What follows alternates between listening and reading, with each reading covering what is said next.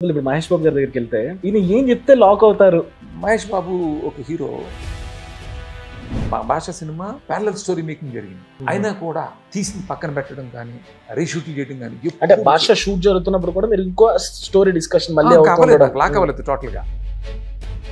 రామోజీరావు గారిని అడిగాను, సార్ ఏంటి సార్ మీకు ఆ డ్రైవింగ్ ఫోర్స్ ఎలా ఉంటుంది అంటే ఆయన ఏం చెప్పారంటే, ఆయన ఎప్పుడు గమనిస్తే ఒక డ్రీమ్, ఒక ఫర్ ఇన్స్టెన్స్ ఒక ఫిల్మ్ సిటీ అది కంప్లీట్ చేస్తారు, నెక్స్ట్ ఇంకోటి ఏదో పెట్టుకుంటారు. అట్లా ఆయన మొదటి నుంచి ఇది అయిపోయింది, నెక్స్ట్ ఇది. మ్యూజిక్ డైరెక్టర్ గొప్పతనం కూడా రెఫరెన్స్ తీసుకున్నా తను అలా యాజ్ ఇట్ ఈస్ చేయడు కదా. ఓహో ఆయన ఇలా ఎక్స్పెక్ట్ చేస్తున్నారు, మాకు కమ్యూనికేట్ చేయడానికి నా కన్వీనియన్స్ కోసం నేను చాలా రెఫరెన్స్లు ఇస్తుంటాను. నిజంగానే వెంకీ అనే సినిమాలో అదేం లేదు, సింపుల్. సీను అనే పేరుతో షూట్ చేసిన హీరో క్యారెక్టర్ పేరు వెంకీ అనే టైటిల్ ఐడియా వచ్చింది, డబ్బింగ్లో మారుస్తాం. అట్లాగే మనం ఒక వెంకీలో చాలా డైలాగ్స్ అక్కడ షూట్ చేసి బూతులు మాట్లాడించేవాడు. సో అలాగే నేను డిజైన్ చేసుకుంటాను ఎప్పుడు కూడా. అంటే సెపరేట్ ట్రాక్ అనేది ఇంతవరకు నా కెరీర్లో చేయలే. ఫర్ ఇన్స్టెన్స్ ఇప్పుడు దుబాయ్ సీన్లో సల్మాన్ నాజ్ క్యారెక్టర్ ఉంటుంది, అది ఎక్కడో బయట నుంచి పట్టుకొచ్చి మళ్ళీ దాన్ని కథలోకి ఇంక్లూడ్ చేసి అది క్లైమాక్స్ వరకు అది సస్టైన్ అవుతుంది క్యారెక్టర్. అది ఎవరికి ఇబ్బంది పెట్టకపోగా ప్రొడ్యూసర్లకు ప్రాఫిట్ వచ్చిన సినిమా అనేది. అదే కదా కావాల్సింది, నో రిగ్రెట్స్ అంటే సినిమా ప్రాఫిట్ వచ్చిన సినిమాకి. నేను యాడ్ అవటం అనేది సిచ్యువేషన్స్కి ఇప్పుడు జరగలేదు. అంటే మన ఏదో కెరీర్ లేకపోతే ఇంకోటి అట్లా జరగలేదు. ఇంకా నాన్నగారు last stage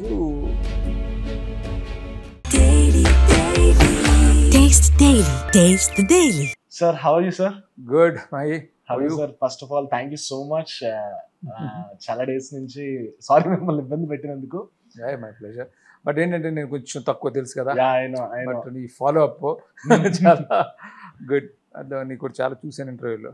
thank you sir. Welcome to Galatta Telugu sir. Thank you so much. And ఏం నడుస్తుంది అసలు ఫస్ట్ ఇప్పుడు మీ లైఫ్ లో ఏం జరుగుతుంది? వాట్స్ హ్యాపెనింగ్ అంటే కెరీర్ పరంగా అంటే ఎలా ఉన్నారు మీ phase of life right now? అంటే so good, I very happy. రీసెంట్గానే ఎక్కడో బయటలో వచ్చాను, చెప్పాను కదా నీకు.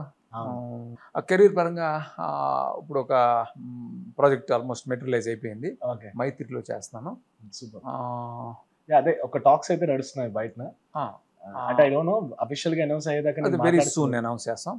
ఓకే, ఆల్మోస్ట్ అంతా ఒక షేప్కి వచ్చింది, అంత హీరో అంతా డిసైడ్ అయింది. సో వెరీ సూన్ అనౌన్స్ చేస్తాం. సో విశ్వం నేను థియేటర్లో చూసాను. ఐ థింక్ మీకు కొంచెం హ్యాపీనెస్ ఇచ్చిన సినిమా అని చెప్పచ్చు చాలా డేస్ తర్వాత. 100% హ్యాపీనెస్ ఇచ్చింది. 100% ఇన్ ద సెన్స్ ఆ సినిమా ఒక రిలీఫ్ ఇచ్చింది నాకు. అంటే నేను రిలీజ్ బిఫోర్ ఇంటర్వ్యూస్లో కూడా చెప్పాను, విశ్వం అనేది ఒక కమర్షియల్ ఫిల్ము, దాంట్లో కూడా నేను గోపించేందుకు చెప్పింది కూడా అప్పుడు అదే, అది మాత్రం సరిపోదు, నా నుంచి కామెడీ ఎక్స్పెక్ట్ చేస్తారు. బట్ అలాంటి కథలో కామెడీ తీసుకురావడం చాలా కష్టం. బట్ చాలా హార్డ్ వర్క్ చేసి అందులో కామెడీని ఇన్కార్పొరేట్ చేయటం, అది వర్క్ అయ్యి మంచి సక్సెస్ అయింది ఆ సినిమా. రకరకాల ప్రొడ్యూసర్స్ మారినా ఎన్ని అడ్వర్స్ సిచ్యువేషన్స్ వచ్చినా జస్ట్ వర్డ్ ఆఫ్ మౌత్ తోటి ఆ సినిమా నిలబడి ఆడింది. ఐఎమ్ గ్లాడ్ ఆడియన్స్ బాగా రిసీవ్ చేసుకున్నారు. సో నాకు రిలీఫ్ని ఇచ్చారు. అప్పుడే చెప్పాను, ఫుల్ లెంగ్త్ కామెడీ నా నుంచి ఏదైతే కోరుకుంటున్నారో అది నెక్స్ట్ వస్తుందని చెప్పాను బిఫోర్ రిలీజే, విశ్వం బిఫోర్ రిలీజే.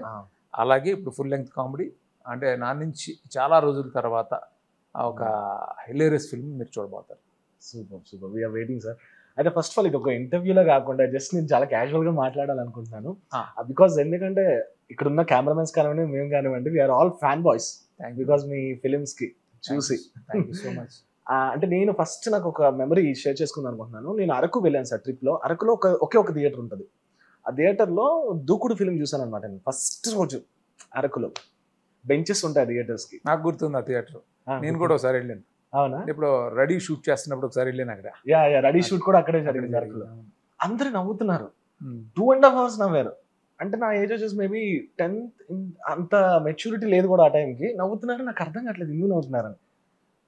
వెన్ నేను కొంచెం మెచ్యూరిటీ వచ్చిన తర్వాత నేను మీ ఫిలిమ్స్ మళ్ళీ ఒకసారి రివైజ్ చేస్తుంటే ఎంత నవ్వానో నాకే తెలియదు. రీసెంట్గా ఒక 1.5 year బ్యాక్, 1 year బ్యాక్ కూడా రెడీ సినిమా నాకు ఏమైనా స్ట్రెస్ వస్తే అది పెట్టుకుంటాను అనమాట. లైక్ అంత నవ్విన డేస్ ఉన్నాయి. I just want to first నేను స్క్రీన్ ప్లే నుంచి స్టార్ట్ చేద్దాం అనుకున్నాను సార్.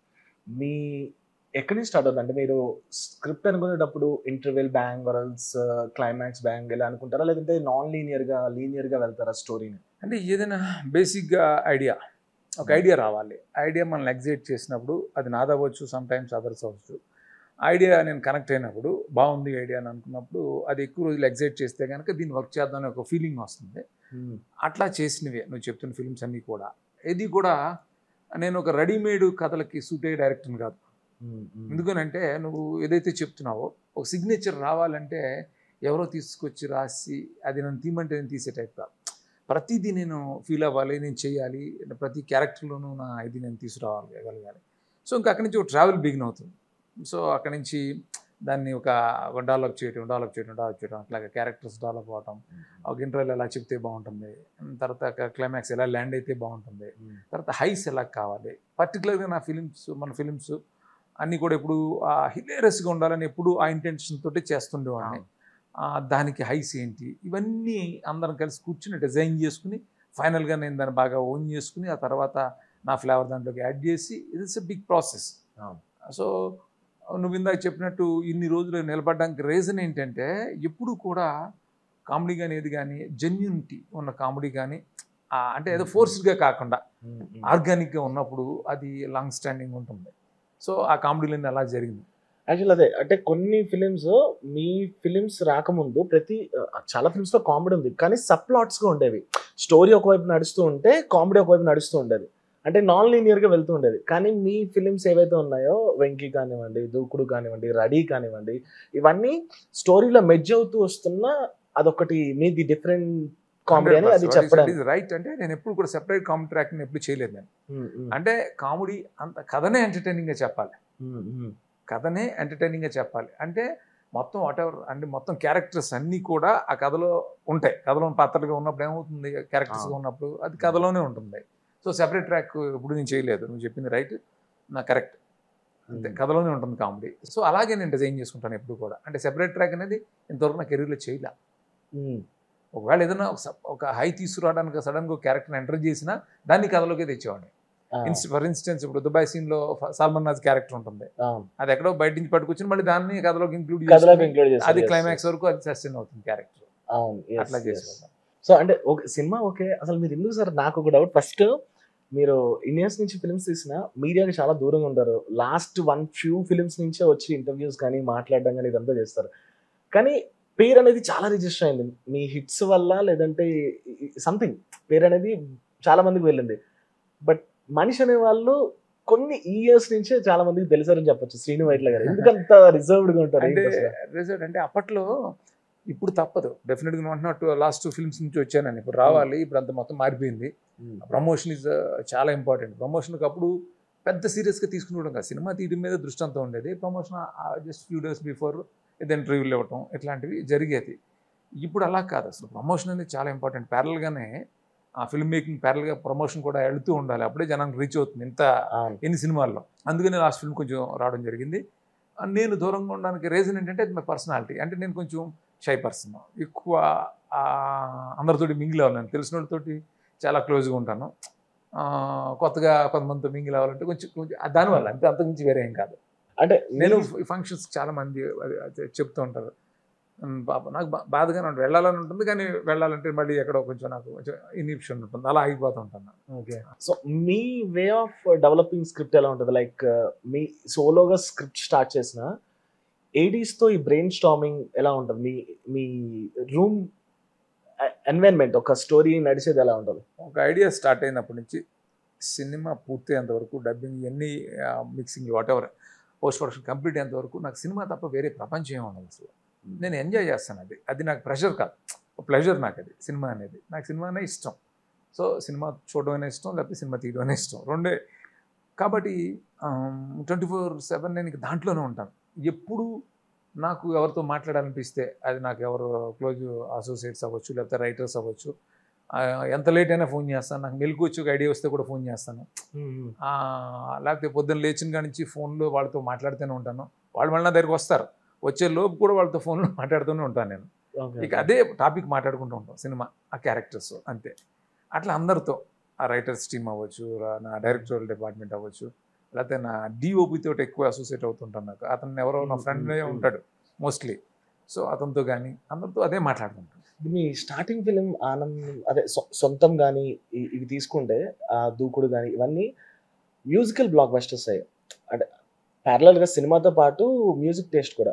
అంటే మీరిచ్చే ఫ్రీడమ్ ఎలా ఉంటది? లైక్ మ్యూజిక్ పరంగా చూసుకుంటే మీరు ఆ సిట్టింగ్స్ కూర్చుంటారు, ఎక్కువగా కూర్చుంటారని నేను విన్నాను. అంటే ఆ ట్రావెలింగ్ ఎలా ఉంటది మ్యూజిక్‌కి? డెఫినెట్‌గా నాకు అంటే ఫ్రమ్ 'నీకోసం ఆనందం' ఇవన్నీ కూడా ఆ! ఆ! మ్యూజికల్ హిట్స్ సొంతం హ్మ్. ఇవన్నీ కూడా. 'వెంకి' ఇవన్నీ అన్నట్టు. రాను రాను కమర్షియల్ ఫిల్మ్స్ వచ్చినప్పుడు కూడా 'దూకుడు' లాంటిది కూడా 'బాద్‌షా' హ్మ్. గాని ఇవన్నీ ఆడియోస్ చాలా పెద్ద హిట్ అయినాయి. నాకు పర్సనల్‌గా ఆడియో చాలా ఇష్టం. మ్యూజిక్ చాలా ఇష్టం. హుహుహుహు. మ్యూజిక్ ఎక్కువ వింటూ ఉంటాను. హ్మ్. సో, ఒక్కొక్క సినిమాకి ఒక క్యారెక్టర్ ఉంటుంది. దానికి ఎలాంటి మ్యూజిక్ సూట్ అవుతుంది అని నేను డిసైడ్ అవుతాను. డెఫినిట్‌గా ప్రతి సాంగ్‌కి ఏదో రిఫరెన్స్ ఇస్తూనే ఉంటాను. నాకేదో జస్ట్ నాకిక్కడ సాంగ్ చేసి పెట్టానన్నా. ఎలాంటి సాంగ్ కావాలో ఒక రిఫరెన్స్ ఇస్తాను దానికి నేను. హ్మ్. హ్మ్. అప్పుడు హ్మ్. వాళ్ళకి చేయడం ఈజీ అవుతుంది. హ్మ్. సో, అట్లా జరుగుతుంటుంది. నా మ్యూజిక్ డైరెక్టర్స్ అందరూ కూడా మోస్ట్లీ నాతో ఫ్రెండ్సే. సో, కలిసొచ్చినోళ్ళమే. కాబట్టి ఓ టేస్ట్‌లు ఇది వేవ్ లెంగ్త్ కుదరటం.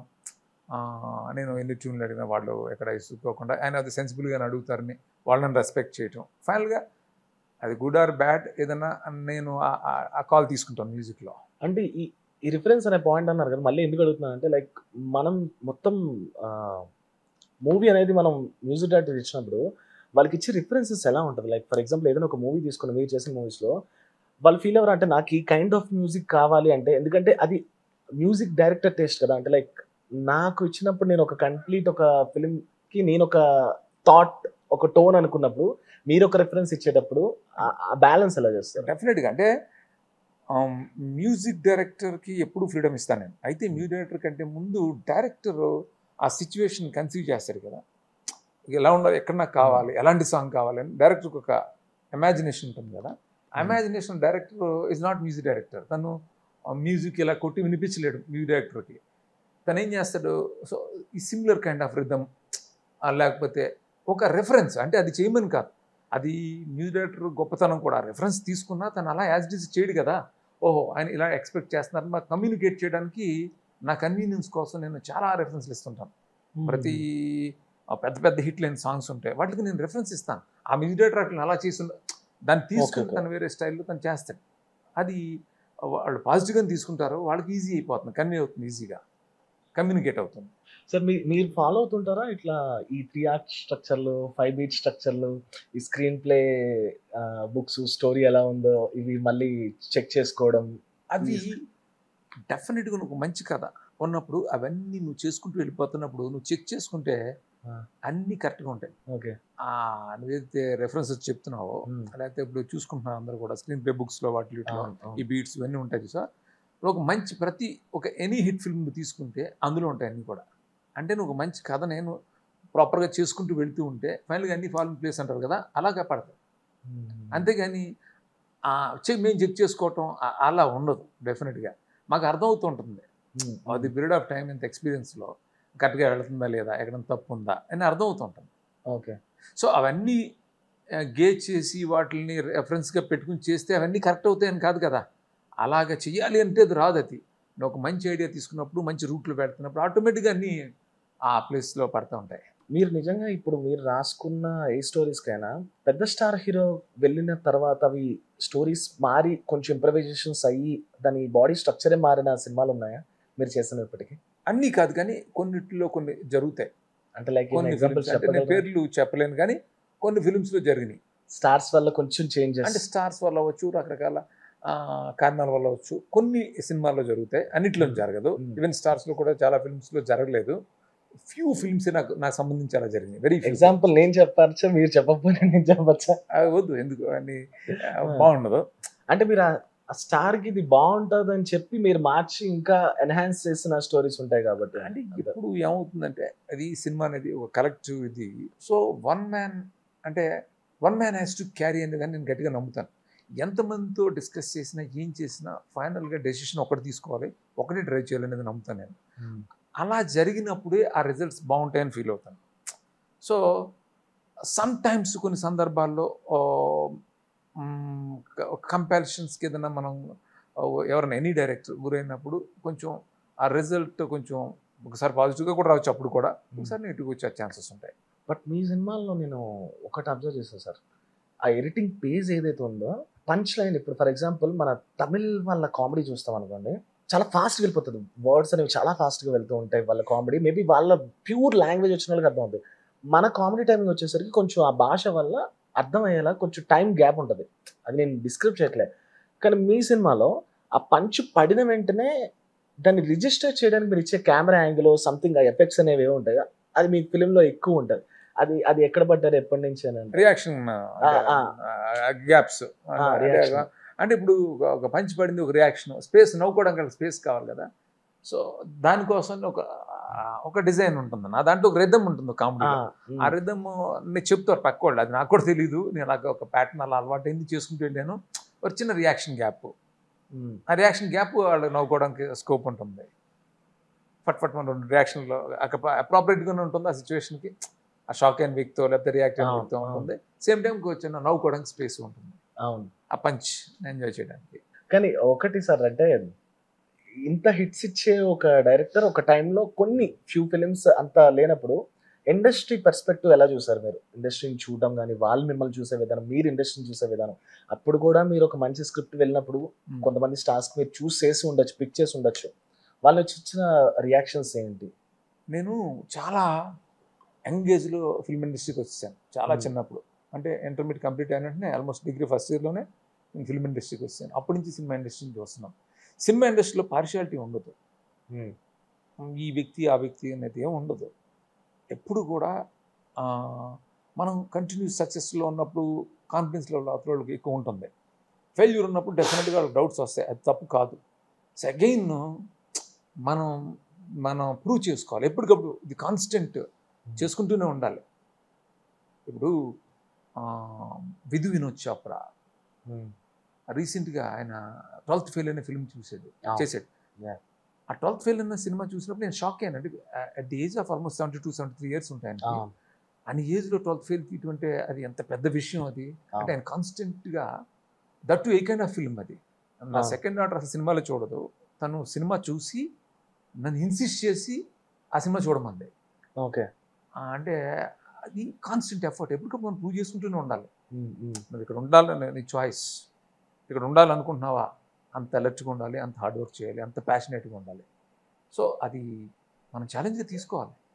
సో ఎప్పుడు కూడా స్లిప్ అవటం ఈజీ, చిన్న జారి పడితే పడిపోతాం. మరి ఆ ఎక్కడం అది చాలా కష్టమే కదా, మరి కష్టానికి ప్రిపేర్ అవ్వాలి, అంతే కదా. అవును, కానీ ఇది మీ బ్యాలెన్స్ ఆఫ్ వర్క్ని ఎప్పుడు డిస్టర్బ్ చేయలేదా ఈ టైంలో? నేను బేసిక్గా ఓవరాల్గా ఆలోచిస్తాను. ఓవరాల్గా నేను ఎక్కడి నుంచి వచ్చాను, ఏం చేశాను, ఇందాక నువ్వు అన్నట్టు అంత పేరు భగవంతుడు మనకు రావటం ఇదంతా వచ్చింది కదా. సో ఓవరాల్ కంటెంటెడ్, కానీ నాకు ఫుల్ సాటిస్ఫాక్షన్ ఎప్పుడు రాదు. అంటే నేను చెప్పాలనుకుంటున్న సినిమాలు చాలా ఉన్నాయి, అవన్నీ చెప్పాలంటే పని చేయాలి. ఓకే, పొరపాటు జరిగింది, ఆ పొరపాటును రెక్టిఫై చేసుకోవడానికి మాటలతో ఇప్పుడు ఎవరిని కన్విన్స్ చేయలేం, మన యాక్ట్స్ ద్వారానే కన్విన్స్ చేయగలగాలి. మన యాక్ట్స్ అంటే మన సినిమాలు. సో చెప్పడానికి నేను ప్రయత్నం చేస్తాను ఉంటాను. నాకు సినిమా తప్ప నాకు వేరేది కిక్ ఉండదు. ఆ ప్యాషన్ నాలో లేనప్పుడు డెఫినెట్గా నేనే వర్క్ చేయను సినిమా మీద, అంతే కదా. నాకు తెలుసు కదా ఎంత ప్యాషనేట్గా చేయాలి సినిమాకి అనేది. బట్ మీరు చాలా సినిమాల్లో తెలియకుండా మోసం చేస్తున్నారు సార్ ఆడియన్స్ని. అంటే లైక్ ఎలా అంటే, నేను మన రవి ప్రకాష్ గారు తెలుసు కదా, అంటే ఆయన్ని ఇంటర్వ్యూ చేశా. సాసి పాసి అనే వర్డ్ అనేది అసలు లేదు, మీరు దాన్ని నెంబర్ అని చెప్పి నమ్మించి జనాలకి అది నిజంగానే నెంబర్ అని నమ్మించారు. అండ్ రీసెంట్ ఇంకొకరితో ఇంటర్వ్యూలో చూసా, సీను అనే నేమ్ కాకుండా అది వెంకీగా మార్చారు, అది సీను నేమ్ అని. ఇట్లా ఆన్ సెట్స్ లోవి ఎడిటేబుల్కి వచ్చేసరికి మారిపోయినవి కానివ్వండి, డబ్బింగ్ లో మారిపోయినవి కూడా ఇలాంటివి ఉంటాయి కదా. How do you pick the call? అంటే మనకు అనిపించదా, మనం ఒక టైంలో ఆ నమ్మకం, గట్ ఫీలింగ్ ఏమొస్తుంది, లేదంటే స్క్రిప్ట్ లో మనం ఇది అనుకున్నాం కదా, దీన్ని నమ్మితే ఓకేనా, బ్యాలెన్స్ అవుతుందా అని ఆ గట్ ఫీలింగ్ ఏంటి అసలు? ఇప్పుడు డైరెక్ట్ కన్విక్షన్ ఉన్నప్పుడు, అదే చెప్పాను, one man has to carry అని. ఎప్పుడైతే ఒక మనిషి డ్రైవ్ చేస్తున్నాడో అదే బ్యూటీ కూడా ఫిల్మ్ మేకింగ్లో. ఎన్నో ఆ లిబర్టీస్, అడ్వాంటేజెస్ టెక్నికల్గా మనకు ఉంటాయి, ఎన్నో చేయొచ్చు. కాన్స్టెంట్ అంటే నేను బౌండ్ స్క్రిప్ట్ అనేది దాన్ని బిలీవ్ చేయను ఎప్పుడు కూడా. అదే తీయాలి అనేది కాదు, ఇంప్రవేషన్ జరుగుతూ ఉంటుంది, రకరకాల ఐడియాలు వస్తూ ఉంటాయి, అన్ని ఇన్కార్పొరేట్ చేయటమే టెక్నిక్. నాతో రైటర్స్ కొంతమంది ఫీల్ అయ్యే కంఫర్ట్ కూడా ఏంటంటే, ఆయనకి సీన్ జరుగుతూ ఉండగా గౌకుని ఒక చేంజ్ ఆ సీన్లో చెప్పినా కూడా ఆయన ఇన్కార్పొరేట్ చేసి రాసేసి అందులో చేస్తాడు అని ఫీల్ అవుతారు. కొంతమంది రైటర్స్ చెప్తారు నాకు. సో నేను అది ఎంజాయ్ చేస్తాను ప్రతి ఛాలెంజ్ని. నిజంగానే వెంకీ అనే సినిమాలో అదేం లేదు, సింపుల్. సీను అనే పేరుతో షూట్ చేసాం, హీరో క్యారెక్టర్ పేరు. వెంకీ అనే టైటిల్ ఐడియా వచ్చింది, డబ్బింగ్లో మారుస్తాం. అట్లాగే మనం ఒక వెంకీలో చాలా డైలాగ్స్ అక్కడ షూట్ చేసి బూతులు ఉంటే బూతులు మాట్లాడించేవాడిని. ఏమొస్తే చెప్పా ఎమోషన్కి అన్నట్టు అనేవాడిని. స్క్రిప్టే ఉండేది కాదు అప్పుడు. అంటే అంత న్యాచురల్ ఫ్లోలో షూట్ చేసేవాడిని. అంటే డబ్బింగ్లో దానికి డైలాగ్ వేసేవాడిని. ఓకే, అలాంటివన్నీ చేసేవాళ్ళం. అలాగే సాసిపాసి కూడా అలాగే అక్కడ ఆ సీన్ షూట్ చేస్తున్నప్పుడు దాన్ని ఎలా చేద్దాం, చిన్న మ్యాజిక్ చేయాలి అంటే మన యాక్టర్ రవిప్రకాష్ రష్యాలో చదువుకున్నాడు తను కొంచెం టర్కీ టచ్ ఉంది, ఫ్రెండ్స్ ఎవరు ఉన్నారంట. అలా కొన్ని వర్డ్స్ అంటే ఆ సాసిపాసి అనే వర్డ్ ఏదో చెప్పాడు, గుడ్ దీని మీద ప్లే చేద్దాం అని చెప్పి అలా చేసాం. But that is the magic sir. Actually నిజంగా సినిమాలో మనం అంత మంచి స్టోరీ అనుకున్నా ఆ మ్యాజిక్ ప్రతి సీన్ లో అక్కడ జరుగుతూ ఉంటేనే మనకి తెలియకుండా అది హిట్. ఎప్పుడు నేను ఫీల్ అవుతాను, డైరెక్టర్ మ్యాజిక్ అనేది ఉన్నప్పుడే ఆ థియేటర్లో ఆడియన్స్ ఎక్కువ ఎక్స్పీరియన్స్ అవుతారు. ఇప్పుడు మణిరత్నం గారు అంటాం మనం, లేకపోతే ఇంకా శంకర్ గారు అంటారు, రాజమౌళి గారు, లేకపోతే ఇంకో డైరెక్టర్ సార్ పెద్ద, అవన్నీ డైరెక్టర్ మ్యాజిక్స్ కాబట్టి థియేటర్స్కి జనం అలా వచ్చేవారు అప్పట్లో. అది కొంచెం తగ్గుతుంది అంటే ఎక్కడో కొంచెం డైరెక్టర్ మ్యాజిక్ తగ్గుతున్నట్టే లెక్క కదా. సో నేను చేసినా ఎవరు చేసినా ఆ డైరెక్టర్ మ్యాజిక్ ఉన్నప్పుడే ఆ థియేటర్కి జనం వచ్చేవారు. థియేటర్ ఎక్స్పీరియన్స్ కదా సినిమా అనేది. ఆ మ్యాజిక్ స్కోప్ ఉంది ఇక్కడ, అది దాన్ని కరెక్ట్గా యూటిలైజ్ చేసుకుంటే ఎన్నో చేయొచ్చు. మీరు చేసిన ట్రైన్ సీనే చాలా మంది ట్రై చేశారు చాలా సినిమాల్లో, బట్ అంత హిలేరియస్ వర్కౌట్ అవ్వలేదు. బట్ మీరు కూడా ట్రై చేద్దాం అన్నారు సరే, అది కొన్ని ఫిలిమ్స్ కి అవ్వలేదంటే దానికి ట్రైన్ సీక్వెన్స్ లేదు. నేను నువ్వు గమనిస్తే బిఫోర్ విశ్వం రిలీజ్ ఇంటర్వ్యూస్లోనే నేను చెప్పాను, అసలు పొరపాటును కూడా వెంకీతో కంపేర్ చేయకండి. వెంకీ అనేది ఒక మ్యాజిక్ ఒకసారి జరిగిపోయింది, అది మళ్ళీ దాన్ని అంత ఈజీ కాదు అది. సో బట్ కాకపోతే ఏంటంటే విశ్వం అనే సినిమా సక్సెస్ అవ్వటానికి ఆ రీజన్ ఆ ట్రైన్ బ్లాకే సెకండ్ హాఫ్లో. అది లేకపోతే సెకండ్ హాఫ్ దొరికే ఉండేవాళ్ళం. నేను దాంతో కంపేర్ చేయను. బట్ ఆ సినిమా బ్రతకడానికి రీజన్ ఆ ట్రైన్ బ్లాక్ అనేది నేను బిలీవ్ చేస్తాను. నిజం నువ్వు అన్నట్టు వెంకీని మ్యాచ్ చేయడం నాట్ ఈజీ. అది చాలా రియల్గా ఆ ఫ్లోలు, ఆ ఏజ్, అల్లరి అలా జరిగింది అది. సో మళ్ళీ అలా ఏదైనా దొరికితే, నాకు కథ దొరికితే, అలాంటి పర్ఫార్మెన్స్ అన్ని దొరికితే చేయొచ్చు. Sir out of the box మీరు స్పిరిచువల్ అంటే కొంతవరకు. అంటే ఏం నడిపిస్తుంది మీ మోటో, ఎలా నడిపిస్తుంది మీ లైఫ్ని ఎక్కువగా నమ్మేది ఏంటి? మోటివ్ ఎప్పుడు కూడా స్పిరిచువల్గా ఉండదు నాది. నా మోటివ్ అనేది ఎప్పుడు ఒక గోలే, ఏదో ఒకటి పెట్టుకుంటాను నేను, ఏదో ఒకటి పెట్టుకుంటాను. అది ప్రొఫెషనల్ కావచ్చు, పర్సనల్ కావచ్చు, బయట అవ్వచ్చు, ఏదో గోల్ పెట్టుకుంటాను నేను ఎప్పుడు. ఒక టార్గెట్ అది రీచ్ అవ్వాలని అనుకుంటాను, అదే నన్ను డ్రైవ్ చేస్తాను. బికాస్ ఎందుకు నేను అడిగానంటే, నన్ను రీసెంట్గా ఒకసారి అడిగారు అనమాట, లైక్ నీ గోల్ ఏంటంటే నేను చెప్పలేకపోయాను. బికాజ్ నా గోల్ ఏంటనేది అది అప్పుడే క్లియర్ అయిపోయింది. ఇప్పుడు నేను నడుస్తున్నాను, నా గోల్ ఏంటంటే నేను చెప్పలేను. ఇప్పుడు మీరు కూడా మేబీ మీరు గోదావరి జిల్లాల నుంచి వచ్చారు, డైరెక్టర్ అయ్యారు. అప్పుడు నాకు తెలిసి మీరు డైరెక్టర్ అవ్వడమే మీకు పెద్ద గోల్. కానీ డైరెక్టర్ ఇన్ని హిట్లు ఇచ్చిన తర్వాత వాట్ ఈస్ యువర్ గోల్ అంటే మీరు ఏం చెప్తారు సార్? అదే చెప్తాను, ఎప్పుడు నేను పెట్టుకుంటాను. ఇప్పుడు నేను పర్సనల్గా కొన్ని రివీల్ చేయలేకపోవచ్చు, నీకు కొన్ని ప్రొఫెషనల్గా ఉంటాయి, అవే మనం నడిపిస్తాయి. నాకు ఇది నేను కూడా ఎక్కడ నీలాగే నాకు ఈ క్వశ్చన్ ఉండేది ఒక టైంలో. ఒక ఆయన అడిగాను నేను, గ్రేట్ అచీవర్, ఎందుకు పేరు కూడా చెప్తాను, రామోజీరావు గారిని అడిగాను నేను. ఓకే సార్ ఏంటి సార్ మీకు ఆ డ్రైవింగ్ ఫోర్స్ ఎలా ఉంటుంది అంటే ఆయన ఏం చెప్పారంటే, ఆయన ఎప్పుడు గమనిస్తే ఒక డ్రీమ్, ఒక ఫర్ ఇన్స్టెన్స్ ఒక ఫిలిం సిటీ అది కంప్లీట్ చేస్తారు, నెక్స్ట్ ఇంకోటి ఏదో పెట్టుకుంటారు. అట్లా ఆయన మొదటి నుంచి ఇది అయిపోయింది, నెక్స్ట్ ఇది, అదే అన్ని అలర్ట్గా ఉంచుతుంది, దాని మీద అలా ఆయన హోమ్ సిటీ అని కూడా అనుకున్నారు పాప ఆయన. అన్ఫార్చునేట్లీ ఆయన అదే కంప్లీట్ అవ్వకుండా వెళ్ళిపోయారు. అట్లా ఆ ఏజ్లో కూడా మళ్ళీ ఇంకో గోల్ పెట్టుకున్నారు ఆయన, అన్ని టెంపుల్స్ని ఒకే చోట తీసుకురావాలి. సో ఇప్పుడు నేను ఆన్సర్ ఇవ్వటం కాదు, ఆ మహానుభావులు అలాంటి వాళ్ళు అందరూ చెప్పి మనం వింటూ ఉంటే అది నాకు బాగా రిజిస్టర్ అయింది. లాంగ్ గ్యాప్ ఎప్పుడూ నేను విన్నాను ఆయన దగ్గర. ఎప్పుడు ఏదో పెట్టుకుంటూ ఉండాలి, అది మళ్ళీ నడిపిస్తూ ఉంటుంది. అండ్ మీ స్ట్రెస్ బస్ట్ ఏంటి? బయటకు వచ్చిన సినిమాలు చూస్తారా, లేదంటే ఏంటి మీ హాబీ? ఎలా ఉంటుంది మీ డే లైఫ్ స్టైల్? ఫ్రాంక్గా సినిమాలే. ఒకప్పుడు చాలా తక్కువ చూసేవాడిని నేను నిజంగా. ఒక ఆల్మోస్ట్ ఒక 10 years ఆల్మోస్ట్ ఆ కోవిడ్ టైం అనుకుంటా, దాని బిఫోర్ నుంచో ఎక్కువ సినిమాలు చూడడం మొదలుపెట్టాను, వెబ్ సిరీస్ సినిమా. ఇంకా అవి అవి అయిపోతుంటే అయ్యో ఇంకేం లేవే అని అనిపిస్తూ ఉంటుంది. అట్లాగే నేను నాకు స్ట్రెస్ బస్ట్ అంటే అదే ఇంకా సినిమానే చూస్తుంటాను, లేదా ఏదైనా పిల్లలు బయట ఉంటారు కదా అక్కడ వాళ్ళతో మాట్లాడుతుంటున్నాం. కానీ అంటే మీ సినిమాలో కూడా కొంచెం ఎక్కువగా అవుట్ స్టేషన్ అంటే ఎలా చెప్పాలి, అవుట్ ఆఫ్ స్టేట్స్ కొంచెం ఎక్కువ ఉంటాయి, అవుట్ స్కెడ్యూల్స్. ఎందుకట్లా అంటే మీరు పాటిస్తుంటారు ప్రతి సినిమాకి కొంచెం? నేను బేసిక్గా నేచర్ లవర్ని. ఎప్పుడు నేను ఇష్టపడతాను కొత్త ప్లేసెస్ని కానీ నేచర్ని ఎక్కువ ఇష్టపడతాను. నేను ఖాళీగా ఉన్నప్పుడు కూడా ఎటో ఒకటి వెళ్ళిపోతుంటాను. ఓకే, ట్రావెలర్ కూడా ఎక్కువ ట్రావెల్ అవుతాను. అలాగే సినిమాల్లో కూడా ఆ ఎక్స్పీరియన్స్ ఇవ్వాలి, ఆ రియల్ లొకేల్స్ కొత్త కొత్త ప్లేసులు చూపించాలి అని ఎప్పుడూ ఉంటుంది. అట్లాగే రకరకాల లొకేల్స్ ఇప్పుడు ట్రై చేస్తుంటాను నేను సినిమాల్లో కూడా. ఎందుకంటే దూకుడులో అప్పటిదాకా చాలా మంది టర్కీ తెలిసి ఉండొచ్చు, కానీ టర్కీ ఎక్స్పీరియన్స్ అనేది దూకుడులో తెలిసింది కొంతవరకు. అలా ఒక్కొక్క ఫిల్మ్ ఇప్పుడు విశ్వంలో కూడా మీరు కొంచెం అవుట్ ఆఫ్ డెఫినెట్గా స్టేట్ వెళ్ళారు. విశ్వంలో చాలా మంచి లొకేల్స్ ఉంటాయి, మటేరా, సర్దిని ఐలాండ్ ఎవరు షూట్ చేయలేదు అక్కడ. ఈ ఏమంటారు ఈ లొకేషన్ హాంటింగ్ ఎలా ఉంటుంది మీ స్పాట్స్ లొకేషన్? నేను డెఫినెట్గా కథ అనుకున్నప్పుడు దాని రిక్వైర్మెంట్ని బట్టి ఒకసారి ఇది ఎక్కడ చేద్దాం ఏంటి అని అనుకున్నప్పుడు రెక్కి వెళ్తాను కెమెరాని తీసుకుని.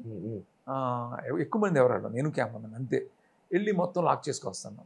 లాక్ చేసేంత నేను ఎప్పుడు కూడా బయటికి వెళ్ళినప్పుడు డేస్ ఎప్పుడు కూడా చాలా ఎక్స్పెన్సివ్గా ఉంటాయి. బయటికి వెళ్ళినప్పుడు ఫర్ ఇన్స్టెన్స్ 20 days చెప్తే 15 daysలో ఫినిష్ చేస్తాను. ముందే ప్లాన్ చేసుకోవటం ఇదంతా సో ఎక్స్పెన్సివ్ కదా, ఇప్పుడు అది కూడా ఆలోచిస్తాను. కానీ ఇప్పుడు ఇండస్ట్రీకి వచ్చిన ప్రతి ఒక్క ప్రొడ్యూసర్ బయటకు వచ్చి మాట్లాడేది ఆ టైం కన్ఫైన్ అవ్వకుండానే ఎక్కువగా తీసుకోవడం. డేస్ కానివ్వండి 2.5 hours 3 hours 4 hours తీసుకొని ఎడిట్ టేబుల్ దగ్గర మళ్ళీ 1 hour ½ an hour షూట్ అంతా క్యాన్సిల్ చేసుకొని అవసరం లేకుండా ఒక 2.5 hours మాత్రమే తెచ్చుకోవడం వల్ల వచ్చే ప్రాబ్లమ్స్ మీ సినిమా ఎక్స్పీరియన్స్ ఏం చెప్తారు దానికి? అది నిజంగా అంత మంచి పద్ధతి అయితే కాదు.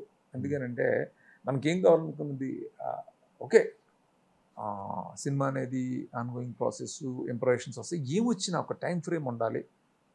మనం ఒక ప్రొడ్యూసరు ఒక డబ్బు పెడుతున్నప్పుడు అతన్ని దృష్టిలో ఖచ్చితంగా పెట్టుకోవాలి. పెట్టుకుని మన సొంత డబ్బుని ఎంతైతే జాగ్రత్త పడతాం అంతకంటే ఎక్కువ జాగ్రత్త ప్రొడ్యూసర్ విషయంలో పడాలి అనేది నేను ఫాలో అవుతాను ఇప్పుడు కూడా. అందుకనే నా సినిమాలు లావిష్గా అన్నీ కనిపించినా కూడా దాని వెనక చాలా హార్డ్ వర్క్ ఉంటుంది. నాతో పాటు అందరినీ కష్టపెడతాను, అంటే నా టెక్నీషియన్స్ అందరినీ కష్టపెట్టి ఆ క్వాలిటీని ఎంత కాస్ట్ ఎఫెక్టివ్గా మనం తీసుకురావచ్చు. అది ఫర్ ఇన్స్టెన్స్ నేను విశ్వం 110 days చెప్పాను ప్రొడ్యూసర్స్కి. ఓకే, అది 79 daysలోనే ఫినిష్ చేశాను. తగ్గించడం అంత స్పాన్ ఉన్న సినిమా కాస్ట్ ఆఫ్ బడ్జెట్ చాలా తగ్గిపోతుంది. అట్లాగే ఆర్టిస్టులు ఇప్పుడు అంతా పర్ డేని తీసుకుంటున్నారు, వాడిని ఎలా వాడాలి అన్నీ డైరెక్టర్ రెస్పాన్సిబిలిటీ తీసుకోవాలి. ఎందుకు కెప్టెన్ ఆఫ్ ది షిప్ అని ఊరికే అంటారు కదా.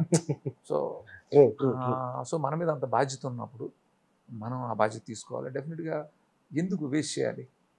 ఇంకా మనం చెప్పేది ఎంత ఏం చేసినా ఎంత పెద్ద కథ అని ఏదైనా 2.5 గంటలు చెప్తాం, లేదా ఇంకో 15 minutes ఎక్స్ట్రా చెప్తాం, లేదా 3 గంటలు చెప్తాం, అంతే కదా. సో దాన్ని ఏం కావాలి, వాట్ టు షూట్, ఎందుకు అన్నెసరీగా ఎందుకు షూట్ చేయాలి? సరే, ఇప్పుడు మీరు ఇంకోసారి మళ్ళీ స్క్రిప్ట్ గురించి వస్తే శ్రీను వైట్ల గారి స్టైల్ ఏంటి అంటే సినిమా చూసిన తర్వాత కాకుండా బిఫోర్ స్క్రిప్టింగ్ స్టేజ్లో సీన్తో పాటు మీరు డైలాగ్స్ ఏమైనా రాసుకోవడం ఉంటుందా? లేదంటే ఇప్పుడు సో కాల్ ఏవైతే చాలా పెద్ద హిట్ అయ్యాయో ఈ మెక్డోల్ మోతి ఈ క్యారెక్టర్స్ అవి ముందే ఉంటాయా, లేదంటే స్క్రిప్ట్ తర్వాత యాడ్ ఆన్ అయినవా, ఎలా అంటారు దానికి? నేను చెప్తున్నాను కదా, ఎప్పుడు నా సినిమాలో ఇంప్రవేషన్ ఉంటుంది, అక్కడక్కడ కొన్ని అవుతాయి. అయితే మేజర్గా ఇలాంటి క్యారెక్టర్స్ ఏదైతే ఉన్నాయో అన్నీ ముందే అనేసుకుంటాం. క్యారెక్టర్స్ మెక్డోల్ మూర్తి లేకపోతే ఒక చారి ఇలాంటి క్యారెక్టర్స్ ఉంటాయి కదా, ఏవైతే ఉంటాయో అన్నీ కూడా ముందు అనుకుంటాం. ఈ క్యారెక్టర్ ఇలాంటి ఒక పేరు పెడదాం, వీడికి ఇలాంటి ఒక మేనరిజం పెడదాం, లేకపోతే డైలాగ్ మేనరిజం, లేకపోతే ఏదో పెడదాం, ఇట్స్ ఈ క్యారెక్టర్ ఇలా పెడదాం అని అనుకుంటాం. డైలాగ్స్, ఇక ఎక్స్ప్రెషన్స్, వాట్ ఎవర్ అవన్నీ స్పాట్లో మనం చేస్తాం. అలా జరిగిన మ్యాజిక్ మీకు బాగా గుర్తున్నదండి, ఏం చెప్తారు సార్? ప్రతి సినిమాలోనూ ఇంప్రెషన్ ఉంటుంది. నా సినిమాలో అక్కడికక్కడ చేసినవి చాలా ఉంటాయి, రకరకాలు చేస్తూ ఉంటాను, అక్కడ ఐడియా వస్తుంది నాకు. సో అందులోకి తీసుకొస్తాను మళ్ళీ. నేను ఇంతవరకు నువ్వు నమ్ము, నేను ఇంతవరకు ఇప్పుడు రీషూట్ చేయాల, రీషూట్ నా కెరీర్లో రీషూట్ చేయాల, తీసింది పక్కన పెట్టాల. షార్ట్ ఓకే వెళ్తే ఆ షార్ట్ అంతే అక్కడ. అంటే ఎంత చేసినా అంటే అలాగనే ఎన్ని బౌండ్ స్క్రిప్ట్ మొత్తం కథ రెడీ చేసుకుని వెళ్ళి లేవు, ప్యారలల్ స్టోరీ మేకింగ్ చేసుకుంటూ వెళ్ళిన సినిమాలు కూడా ఉన్నాయి. ఒక పక్కన సినిమా స్టార్ట్ అవుతుంది, ప్యారలల్గా స్టోరీ మేకింగ్ జరుగుతుంది. అయినా సరే అది భాష జరిగింది, భాష సినిమా ప్యారలల్ స్టోరీ మేకింగ్ జరిగింది. అయినా కూడా తీసింది పక్కన పెట్టడం కానీ రీషూట్లు చేయడం కానీ అంటే భాష షూట్ జరుగుతున్నప్పుడు కూడా మీరు ఇంకో స్టోరీ డిస్కషన్ మళ్ళీ లాక్ అవ్వలేదు టోటల్గా. బట్ అన్ని దృష్టిలో పెట్టుకుని నేను చేస్తూ ఉంటాను. బట్ నిజంగా టఫ్ జాబ్ కదా సార్. అటువైపు షూట్ జరుగుతున్నప్పుడు మనకి ఇంకా చాలా భయం ఉంటుంది కదా. ఆ ఇన్సెక్యూరిటీ ఉంటుంది. బట్ ఓకే, ఎలా ల్యాండ్ అవుతాం ఏంటి అన్ని మైండ్లో పెట్టుకుని వెళ్తూ ఉంటాం. అది మంచిది అని చెప్పట్లేదు నేను. అలాంటప్పుడు కూడా నేను ఎక్కడ తీసిన పక్కన పెట్టడం కానీ రీషూట్ చేయడం కానీ చేయలే. ఇప్పుడు ఇంకోటి సార్, అంటే మీరు అన్నట్టు స్టోరీ స్టార్ట్ అయిన తర్వాత అది దానంతా అదే వెళ్తూ ఉంటుంది, ఐడియాస్ అన్నీ వస్తూ ఉంటారు అన్నారు కదా. ఇప్పుడు ఈ స్టోరీ లాక్ అయ్యే ముందు ఏ సినిమాకైనా ఎక్కువ డ్రాఫ్టింగ్స్ జరిగాయా? అంటే ఒక దూకుడు కానీ, ఒక బాద్షా కానీ, లేదంటే వెంకీ కానీ, ఏ సినిమాకైనా ఎక్కువ డ్రాఫ్ట్స్ అయ్యాయా వెళ్ళేటప్పటికి స్టోరీ? అది లేదంటే మీరు అది లాక్ చేసేటప్పుడు ఎవరితోనైనా డిస్కస్ చేయడం కానీ మంచిగా? నాకు ఎక్కువ డ్రాఫ్ట్స్ ఎందుకు ఉండవంటే ఎక్కువ డిస్కస్ చేసే అందరు పేపర్ మీదకి వెళ్ళను నేను. టూ మచ్ డిస్కస్ చేస్తాను. చేసి చేసి చేసి చేసి ఎక్కడ ఓకే అనుకున్న తర్వాత అది పేపర్ మీదకి వెళ్తుంది. సో ఎక్కువ డ్రాఫ్ట్స్ కాదు, అంటే ఎక్కువ లేయర్స్ ఉండే మన సినిమాల్లో గమనిస్తే. దూకుడు multi layered film. Multi layered film ని డిజైన్ చేయటమే చాలా డిస్కషన్స్ తో జరుగుతూ ఉంటుంది. ఎక్కువ డ్రాఫ్ట్స్ కాదు, ఎక్కువ డిస్కషన్ జరుగుతూ ఉంటుంది. మళ్ళీ పేపర్ మీద పెట్టిన తర్వాత మళ్ళీ వెనక్కి రావడం కాదు, అసలు ముందు చాలా అన్ని డిస్కస్ చేసి అన్ని యాంగిల్స్ డిస్కస్ చేసి ఓకే ఇది బాగుంటుంది అని అనుకున్న తర్వాత నేను వెళ్తాను. సార్ నమో వెంకటేశ్వర మీరు ఎప్పుడు ఎక్కువగా మాట్లాడలేదు, అంటే అన్ని సినిమాల గురించి మాట్లాడారు కానీ నమో వెంకటేశ్వర మీకు నాకు కొంచెం పర్సనల్గా బాగా ఇష్టం ఆ సినిమా. దాని విషయాలు ఏం చెప్తారు సార్ ఎక్స్పీరియన్స్ నమో వెంకటేశ్వర? నమో నిజంగా ఫ్రాంక్గా కొంచెం టఫెస్ట్ ఫిల్మ్ అది. ఎందుకంటే పెద్దగా కథ ఉండదు, చిన్న అతనికి తెలియకుండా అతను మోసం చేసేది, ఎక్కువ క్యారెక్టర్స్. సో అది కేవలం ఏంటంటే కామెడీ మీద బేస్ అయ్యి చేశాను. పెద్దగా కథగా పెద్ద బలమైన కథ కాదు అది నా దృష్టిలో. సో బట్ చేసేయాలి ఆ టైంకి. బట్ ఏం చేస్తే ఈ సినిమా నిలబడుతుంది దానికి ఎక్కువ కామెడీ మీద నేను కానీ గోపిమోహన్ కానీ ఎక్కువ కామెడీ మీద బేస్ అయ్యాను. అందుకే సెకండ్ హాఫ్లో ఆ దొంగల ఎపిసోడు లేకపోతే ఆ చేజు ఏం చేసినా నవ్వించాలి నవ్వించాలి నవ్వించాలి. అట్లాగే ఆ సినిమా వర్కౌట్ అయింది. వెంకటేష్ బాబు ఫ్యాంటాస్టిక్ పర్ఫార్మెన్స్ అన్ని కుదిరి ఆ సినిమా వర్కౌట్ అయింది. అప్పుడు ఇప్పుడు మీరు చేసిన సినిమాల్లో ఏ హీరోకైనా వెళ్ళేటప్పుడు మీ ప్రిపరేషన్ ఎలా ఉంటుంది సార్? వాళ్ళకి స్టోరీ పిచ్ చేసేటప్పుడు ఫర్ ఎగ్జాంపుల్ ఇప్పుడు మహేష్ బాబు గారి దగ్గరికి వెళ్తే ఈయన ఏం చెప్తే లాక్ అవుతారు అని ఒక డెఫినెట్గా ఉంటుంది కదా. ఇప్పుడు మహేష్ బాబు ఒక హీరో, డైరెక్టర్స్ డిలైట్ అని అందరూ ఎందుకు చెప్తారంటే తను డైరెక్టర్స్కి ఇచ్చే ఒక ఫ్రీడమ్ అంతా ఎంత కాదు. వన్స్ డైరెక్టర్ని నమ్మితే, ఫర్ ఇన్స్టెన్స్ అతని దగ్గర ఫుల్గా కథ లేదని తెలిసినా కూడా అతన్ని ఎప్పుడు కూడా ఇన్సెక్యూరిటీకి గురి చేయడు. అంటే లేదు ఇతని దగ్గర పూర్తిగా కథ అంటే దూకుడు మాకు ఫుల్ ఫ్లెజ్డ్గా లాకే లేదు, మొత్తం లేదు మా దగ్గర. కానీ తను ఇచ్చిన కాన్ఫిడెన్స్తోనే అంత క్లాసిక్ అది అయింది. అంటే నేను ఎక్కువ క్రెడిట్ మహేష్కి ఎందుకు ఇస్తానంటే, మహేష్ బాబుకి తను నన్ను ఎక్కడ ప్రెషర్ పెట్టలా, ఈయన చేస్తాడు అనే నమ్మకంతో వదిలేటి ఉంటుంది. సో దానివల్లే అలాంటి క్లాసిక్స్ వస్తాయి. సో దూకుడు నేను ఫుల్ మొత్తం కథ తను చెప్పలేదు, నేను హాఫ్ అన్ అవర్ విన్నట్టు తను విని ఓకే చేసి నా మీద నమ్మకంతో వదిలేసినప్పుడు తనకి అన్నీ తెలుసు. విపరీతంగా సినిమాలు చూస్తారు, వాళ్ళ సినిమా మొత్తం తెలుస్తుంది. సో టెక్నిక్ సైడ్ కానీ అన్ని విధాలన్నిటి మీద తనకు నాలెడ్జ్ ఉంటుంది. ఉన్నా కూడా తను ఎప్పుడు కూడా ప్రెషరైజ్ చేయడు. సో డైరెక్ట్గా ఫ్రీడమ్ ఇచ్చినప్పుడు అది మనకి ఎక్కువ రెస్పాన్సిబిలిటీ అయిపోతుంది. అప్పుడు అలా మనం ఇంకా మన ఎఫర్ట్స్ ఇంకెక్కువ పెడతాం, ఒక దూకుడు లాంటి సినిమా వస్తాం. ఎన్టీఆర్ గారికి ఏం చెప్తే స్క్రిప్ట్ లాగా అవుతుందని మీకు? తారక్ కూడా పాపం ఫ్రాంక్గా నన్ను మొత్తం కథ అడగటం కానీ ఏమి చేయలే. అది ఆ భాషకి కథే లేదు ఫ్రాంక్గా, అంతే ఉంది. నా మీద నమ్మకంతో తను పూర్తిగా సరెండర్ చేయటం, అన్ని వేరియేషన్లు అన్నీ చేయటం, నన్ను నమ్మి చేసేది తను. ఆ సినిమా అక్కడ కూడా అలాగే వర్కౌట్ అయింది. కానీ ఈ అంటే మీరు ఇచ్చే సినిమాలు ఎప్పుడు ఆల్మోస్ట్ చాలా పెద్ద హీరోస్తో చేశారు. ఒక ఫేజ్లో చూస్తే ఈ ఫ్యాన్స్ హడావిడి, ఆ ప్రెజర్ ఈ స్క్రిప్టింగ్లో చూసుకోవాలి, ఎందుకంటే మాసిజం తగ్గకూడదు, మీరు అనుకున్నది చెప్పాలి, ఈ రెండు బ్యాలెన్స్ చేయాలనుకునే ఈ పద్ధతి ఎలా ఏం చెప్తారు? అప్పుడు డెఫినెట్గా వాళ్ళ ప్రెషర్ ఏముంటుంది, వాళ్ళ ప్రెషర్ తీసుకోం బేసిక్గా. ఎందుకంటే మనం కూడా ఒకప్పుడు ఫ్యాన్సే కదా, కింద నుంచి ఆ సినిమాలో అన్ని రూట్స్ నుంచి వచ్చిన వాళ్ళమే కదా. మీరు ఎక్కువ ఏం చూస్తారంటే ఇప్పుడు గోదావరి జిల్లా నుంచి వచ్చారు కదా, బాగా సినిమాలు చూసిన డేస్ అంటే? నేను అన్ని రకాల సినిమాలు చూసేవాడిని, నాకు మొదటి నుంచి అలవాటు ఉంది. అందుకని అనుకుంటాను అన్నీ తీయగలనేనని. అందుకనే నువ్వు చూస్తే మనకు జస్ట్ కామెడీ ఫిల్మ్ అందులో యాక్షన్ ఉంటుంది, అన్నీ ఉంటాయి. ఎమోషన్ ఉంటుంది, అన్నీ ఉంటాయి. సో నేను అన్ని రకాల సినిమాలు చూసేవాడిని, అన్నీ ఎంజాయ్ చేసేవాడిని. ఒక కమర్షియల్ మాస్ సినిమాలు చూసేవాడిని, మణిరత్నం గారి సినిమాలు విపరీతంగా చూసేవాడిని, పెద్దవంశీ గారు, ఈ కామెడీ ఫిల్మ్స్ అన్నీ కూడా అన్నీ చూసేవాడిని. ఎవరు ఫ్యాన్ సార్ చిన్నప్పుడు? అంటే జనరల్గా మీరు సినిమాలో రాకముందు ఎవరు ఫ్యాన్ మీరు చెప్పలేరా? హీరోనా? చాలా సందర్భాల్లో చెప్పాను, నేను కృష్ణ గారి ఫ్యాన్ చిన్నప్పుడు. ఓకే. తర్వాత అలా నేను మిగతా వాళ్ళు అన్ని సినిమాలు చూసేవాడిని, ప్రతి hero cinema first day morning షోకి వెళ్ళిపోయేవాడిని. అలా డైరెక్టర్స్ని ఎక్కువ నేను కొంతమంది డైరెక్టర్స్ అప్పుడు వచ్చారు కదా, మణిరత్నం గారు, అయితే పెద్దవంశీ గారు, వీళ్ళ సినిమాలు నాకు బాగా నచ్చేవి. అంటే కొంచెం డిఫరెంట్గా ఉండేవి. అలా రాఘవేంద్రరావు సినిమాలు ఇవన్నీ ఎంజాయ్ చేసినా కూడా, గోదనాడు గారు ఇవన్నీ ఎంజాయ్ చేసినా కూడా వీళ్ళ సినిమాలు ఎక్కువ నచ్చాయి నాకు, నచ్చాయి. ఆ తర్వాత ఆర్జీ గారు, ఇలా అందరు ఇన్ఫ్లుయెన్స్లు మన మీద ఉంటాయి. అంటే నేను సారీ కంపేర్ చేస్తున్నాను ఏమో అనుకోవట్లేదు సార్. అంటే లైక్ ఇప్పుడున్న డైరెక్టర్లో ఎలా అయితే మీరు ఒక కమర్షియల్ వదలకుండా సాంగ్స్ కానీ, స్టోరీ కానీ, కామెడీ ఎలా ఉన్నారో, అనిల్ రావుపూడి గారు కూడా ఆ ఫార్ములాని ఫాలో చేస్తున్నారు కొంచెం. మీరు అబ్జర్వ్ చేశారా లేదా? అంటే like how do you feel? అంటే ఆయననే కాదు, మీ ఫార్ములా ఒక 10 years 15 years నుంచి చేస్తున్న వాళ్ళు, 20 years నుంచి వెంకీ నుంచి స్టార్ట్ చేస్తే అదే ఫార్ములా ఇంకో డైరెక్టర్ కూడా చేస్తూ అది సక్సెస్ అవుతున్నారు. అందుకే నేను కామెడీ చేయటం అన్నింటిలోకి కష్టమైంది. సో ఇప్పుడు కామెడీ చేస్తుంది అనిల్, బాగా చేస్తున్నాడు, తను 100% సక్సెస్ ఇదిలో వస్తున్నాడు, తను చాలా హ్యాపీగా అనిపిస్తుంది. అందుకే తను ప్రతి సినిమాకి నేను ఫోన్ చేసి అతన్ని అప్రిషియేట్ చేస్తాను. ఎందుకనంటే అన్నింటిలో కష్టమైంది అదే. ఫర్ ఇన్స్టెన్స్ మీరు మన సంక్రాంతికి వస్తున్న సినిమా తీసుకుంటే అది కంప్లీట్ డైరెక్టర్ వర్కే కదా అది. లేకపోతే ఫైట్ మాస్టర్లో, లేకపోతే వేరే క్రాఫ్ట్స్ ఎక్సెల్ అయ్యి ఆ సినిమాలు ఆడిన సినిమాలు కాదు. తన వల్ల వెంకటేష్ బాబు ఇద్దరు కాంబో వల్ల వర్కౌట్ అయిన సినిమా. అంటే వేరే ఏది లేకపోయినా కూడా తను అలా చేయగలుగుతున్నాడు అంటే అది నాకు తెలుసు, ఆ కష్టం తెలుసు నాకు, నేను హ్యాపీగా ఫీల్ అవుతాను. సో ఏదైనా తను ఈ కామెడీతో వరుస కమర్షియల్ సినిమా సక్సెస్ చేసుకుంటూ రావడం నాకు చాలా సంతోషంగా అనిపిస్తుంది. దానికి ఎప్పుడు ఆ వాక్యూమ్ ఉంది. బట్ స్టైల్ ఇద్దరిది కొంచెం డిఫరెన్స్ ఉంటుంది. అది వేరే సెన్సిబిలిటీ ఇస్తూ ఉంటుంది, అది వేరే సెన్సిబిలిటీ ఇస్తూ ఉంటుంది. నేను ఎప్పుడు హ్యాపీ ఫీల్ అవుతాను. అందుకే అనిల్ నేను ఎక్కువ అందరి దగ్గర కూడా ఎక్కువ అప్రిషియేట్ చేస్తాను అనిల్. నేను మా టీం దగ్గర కానీ, ఆ ప్రొడ్యూసర్తో మాట్లాడినప్పుడు కానీ తను కాస్ట్ ఎఫెక్టివ్గా సినిమాలు తీస్తాడు, చాలా తక్కువ రోజుల్లో సినిమాలు తీస్తాడు. సో నేను చాలా హ్యాపీ ఫీల్ అవుతాను.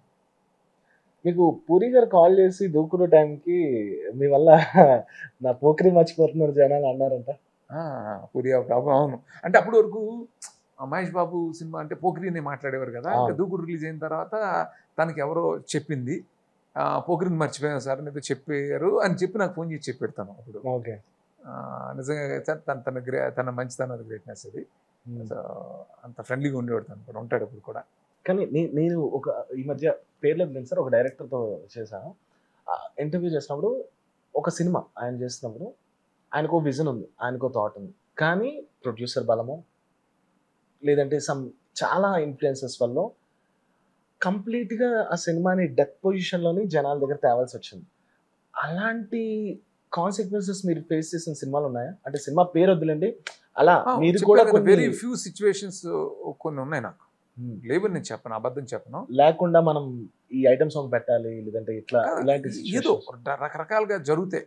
డెఫినెట్గా నాకు కూడా ఫ్యూ సిచ్యువేషన్స్లో జరగలేదని చెప్పడం అబద్ధం అవుతుంది, జరిగింది. కానీ ఇంకా ఇది part and parcel of game అంటారు కదా, తప్పదు. సమ్ టైమ్స్ జరుగుతూ ఉంటుంది. ఏం పర్వాలేదు. మళ్ళీ ఎవరైతే నువ్వు డైరెక్టర్ చెప్తున్నావు అంత మెటీరియల్ ఉన్న డైరెక్టర్ డెఫినెట్గా పూజ చేసుకోగలుగుతాడు.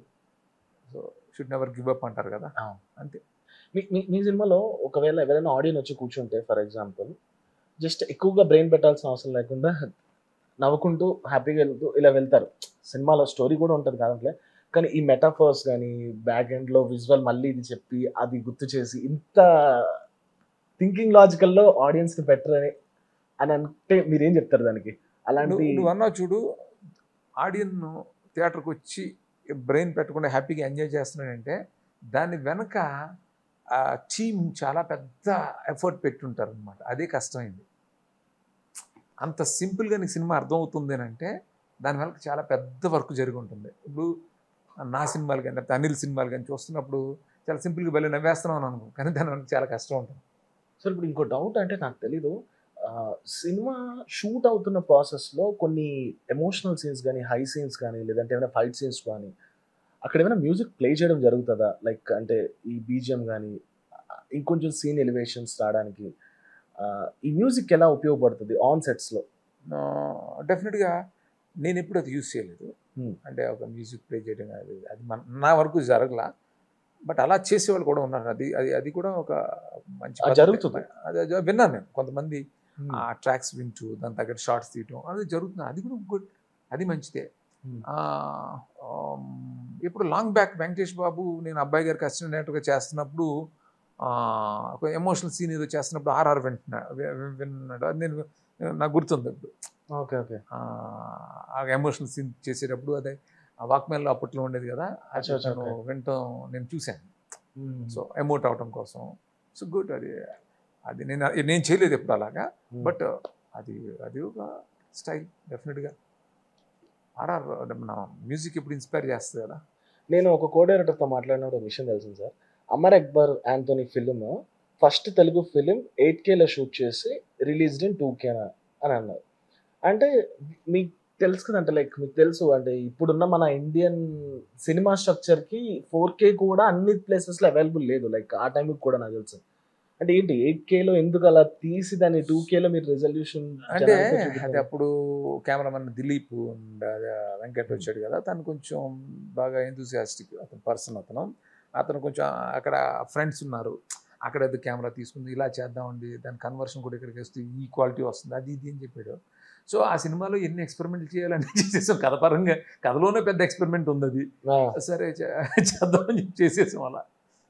రవితేజ గారు ఫీలింగ్ నెక్స్ట్ రవితేజ గారు ఏమైనా మాట్లాడడం జరిగిందా సినిమా తర్వాత? చేసేటప్పుడు అందరం కాన్ఫిడెంట్ గానే ఉన్నాం, నచ్చే కదా చేస్తారు. బట్ అదే నాకు ఆ సినిమాలో కూడా రిగ్రెట్స్ రాకపోవడానికి రీజన్ ఏంటంటే చాలా తక్కువలో తీసేసాం ఆ సినిమాని. రవితేజ 35 days వర్క్ చేశాడు ఆ సినిమాకి. ఓకే. సో చాలా కాస్ట్ ఎఫెక్టివ్గా తీసాం. ఒక entire child episode crew 7 members అంతే. No edits, nothing. నేను ఒక్కనే కెమెరామెన్ అట్లా చేసాం. ఒక కొన్ని సందర్భాల్లో నేను కెమెరా హ్యాండిల్ చేస్తాను, తను ఫోకస్, ఇలా కూడా జరిగింది. ఎక్స్పెరిమెంట్ చేసాం ఆ సినిమాకి. సో అందుకనే అప్పుడు చాలా తక్కువలో చేసేసాం. అది ఎవరికి ఇబ్బంది పెట్టకపోగా ప్రొడ్యూసర్లకు ప్రాఫిట్ వచ్చిన సినిమా అనేది. అదే కదా కావాల్సింది. నో రిగ్రెట్స్ అంతే, అది సినిమా ప్రాఫిట్ వచ్చిన సినిమా అది. సేమ్ మైత్రిలో ఏదో చేశాను నేను. ఓకే. యూజువల్లీ అంటే ఆడియన్స్కి ఇది నిజంగా తెలియదు కదా సార్. అమర్ అక్బర్ యాంథోనీ ఇప్పుడు మీరున్నారు, రవితేజ గారు ఉన్నారు, షార్ట్ నుంచి అవుట్ ఆఫ్ స్టేట్ లో జరిగాయి. థాట్ ఎలా ఉంటుంది? హై బడ్జెట్ ఫిల్మ్, సినిమా ఏం ఆడలేదు, ఎండ్ ఆఫ్ ద డే ఇది ఫ్లాప్ అని రికగ్నైజేషన్ వస్తుంది. కానీ ప్రొడ్యూసర్ కి మీరు కానీ వీళ్ళందరూ సేఫ్ జోన్ లో ఉంటే ఈ పర్స్పెక్టివ్ తెలియదు కదా జనాలకి. అందుకని అది ఇప్పుడు ఆ సినిమా ఎలా అంటే అమెరికా వీసాలు డిలే అవుతున్నాయి, రవి డేట్లు ఇచ్చేసాడు. రవితేజ డేట్లు ఇచ్చినప్పుడు షూట్ చేయాలి అంటే అప్పుడు నేను ఆల్రెడీ బ్రేక్ ఇచ్చేసి వచ్చేసాను అమెరికాలో. ఎక్కడెక్కడ ఏం షూట్ చేయబోతాను నాకు తెలుసు. మొత్తం మ్యాచింగ్ అంతా ఇక్కడ షూట్ చేసి, ఎవరన్నా వచ్చిన తర్వాత మ్యాచింగ్ చేస్తారు కదా, సో ఇక్కడే మొత్తం షూట్ చేసి ఆ డేట్లు వేస్ట్ అవ్వకుండా ఆ తర్వాత అమెరికాకి వెళ్ళి అక్కడ షూట్ చేసాం. ఓకే. సో అట్లాగే ఈ కమెడియన్స్ వీళ్ళందరూ అక్కడికి వచ్చినట్టు ఉంటుంది, అక్కడ జరుగుతుంది కదా, కానీ ఎవరు అక్కడ రాలే అసలు, అందరూ ఇక్కడే. బాబాయ్ మీరు చాలా మోసం చేస్తారు జనాల్ని. డైలాగ్స్ తో అనుకున్నాను, సీన్లతో కూడా చేస్తారు అసలు. నాకంటే చేసేవాళ్ళు చాలా మంది ఉంటారు. బట్ నేను ఎప్పుడు క్వాలిటీ నువ్వు సినిమాలు చూస్తే మనకి చాలా ఎక్కడ ఆ క్వాలిటీ తగ్గకుండా ఉంటుంది. చాలా లావిష్గా అమర్ అక్బర్ యాంథోనీకి రివ్యూస్లో పాజిటివ్ పాయింట్స్లో ప్రొడక్షన్ వాల్యూస్ రాశారు. మైత్రి మూవీస్ వాళ్ళు డబ్బులు స్క్రీన్ మీద ఏదో వేసేసారు అని చెప్పి రాశారు. అది ప్రొడ్యూసర్ నవీన్ గారు నేను నవ్వుకున్నాం. ఓకే. అంటే అసలు అస్సలు చాలా తక్కువలో తీసింది, అంటే క్వాలిటీ తగ్గదు అందులో కూడా. సో మనకి క్లారిటీ డైరెక్టర్కి ఉన్నప్పుడు ఏదైనా మనం అనుకున్నది మనం చెప్పగలుగుతాం, చేయగలుగుతాం. అంటే రివ్యూస్ ఎఫెక్ట్ చేస్తాయి అసలు మీ వర్క్ ని కానీ మీ మూడ్ ని కానీ? ఏమైనా మీరు చూస్తుంటారు ఇప్పుడు ఎవ్రీ సినిమా వచ్చేటప్పటికి డైరెక్టర్ సమ్ టైమ్స్ కొంచెం బాగా వేస్తుంది, సమ్ టైమ్స్ ఎవరికైనా లేదు అని చెప్పడం మోడెస్టీ అవుతుంది.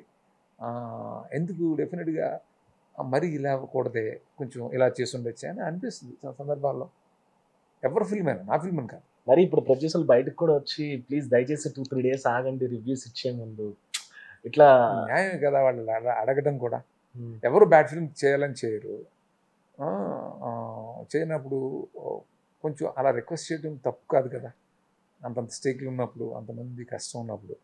సార్ ఇప్పుడు మీరు ఈ స్టోరీ చెప్పడం ఓకే, కానీ సెట్స్లోకి వెళ్ళేటప్పుడు షూట్ ముందు చేసేటప్పుడు ఎప్పుడైనా వర్క్ షాప్స్ జరగడం అంటే కొంతమంది వచ్చేసరికి ఇంకా స్టార్స్ అయిపోయేసరికి వాళ్ళకి ఆన్ స్పాట్స్లో అర్థమైపోతుంది కాబట్టి వెళ్ళిపోతారు ఫ్లోలో. బట్ ఇంకా స్టిల్ ఎప్పుడైనా ఏ ఏ ప్లేస్ వరకు మీరు వర్క్ షాప్స్ చేయడం జరిగింది? ఎప్పుడు చేయలేదు. అసలు ఎప్పుడు వర్క్ షాప్ అనేది తెలియదు అసలు.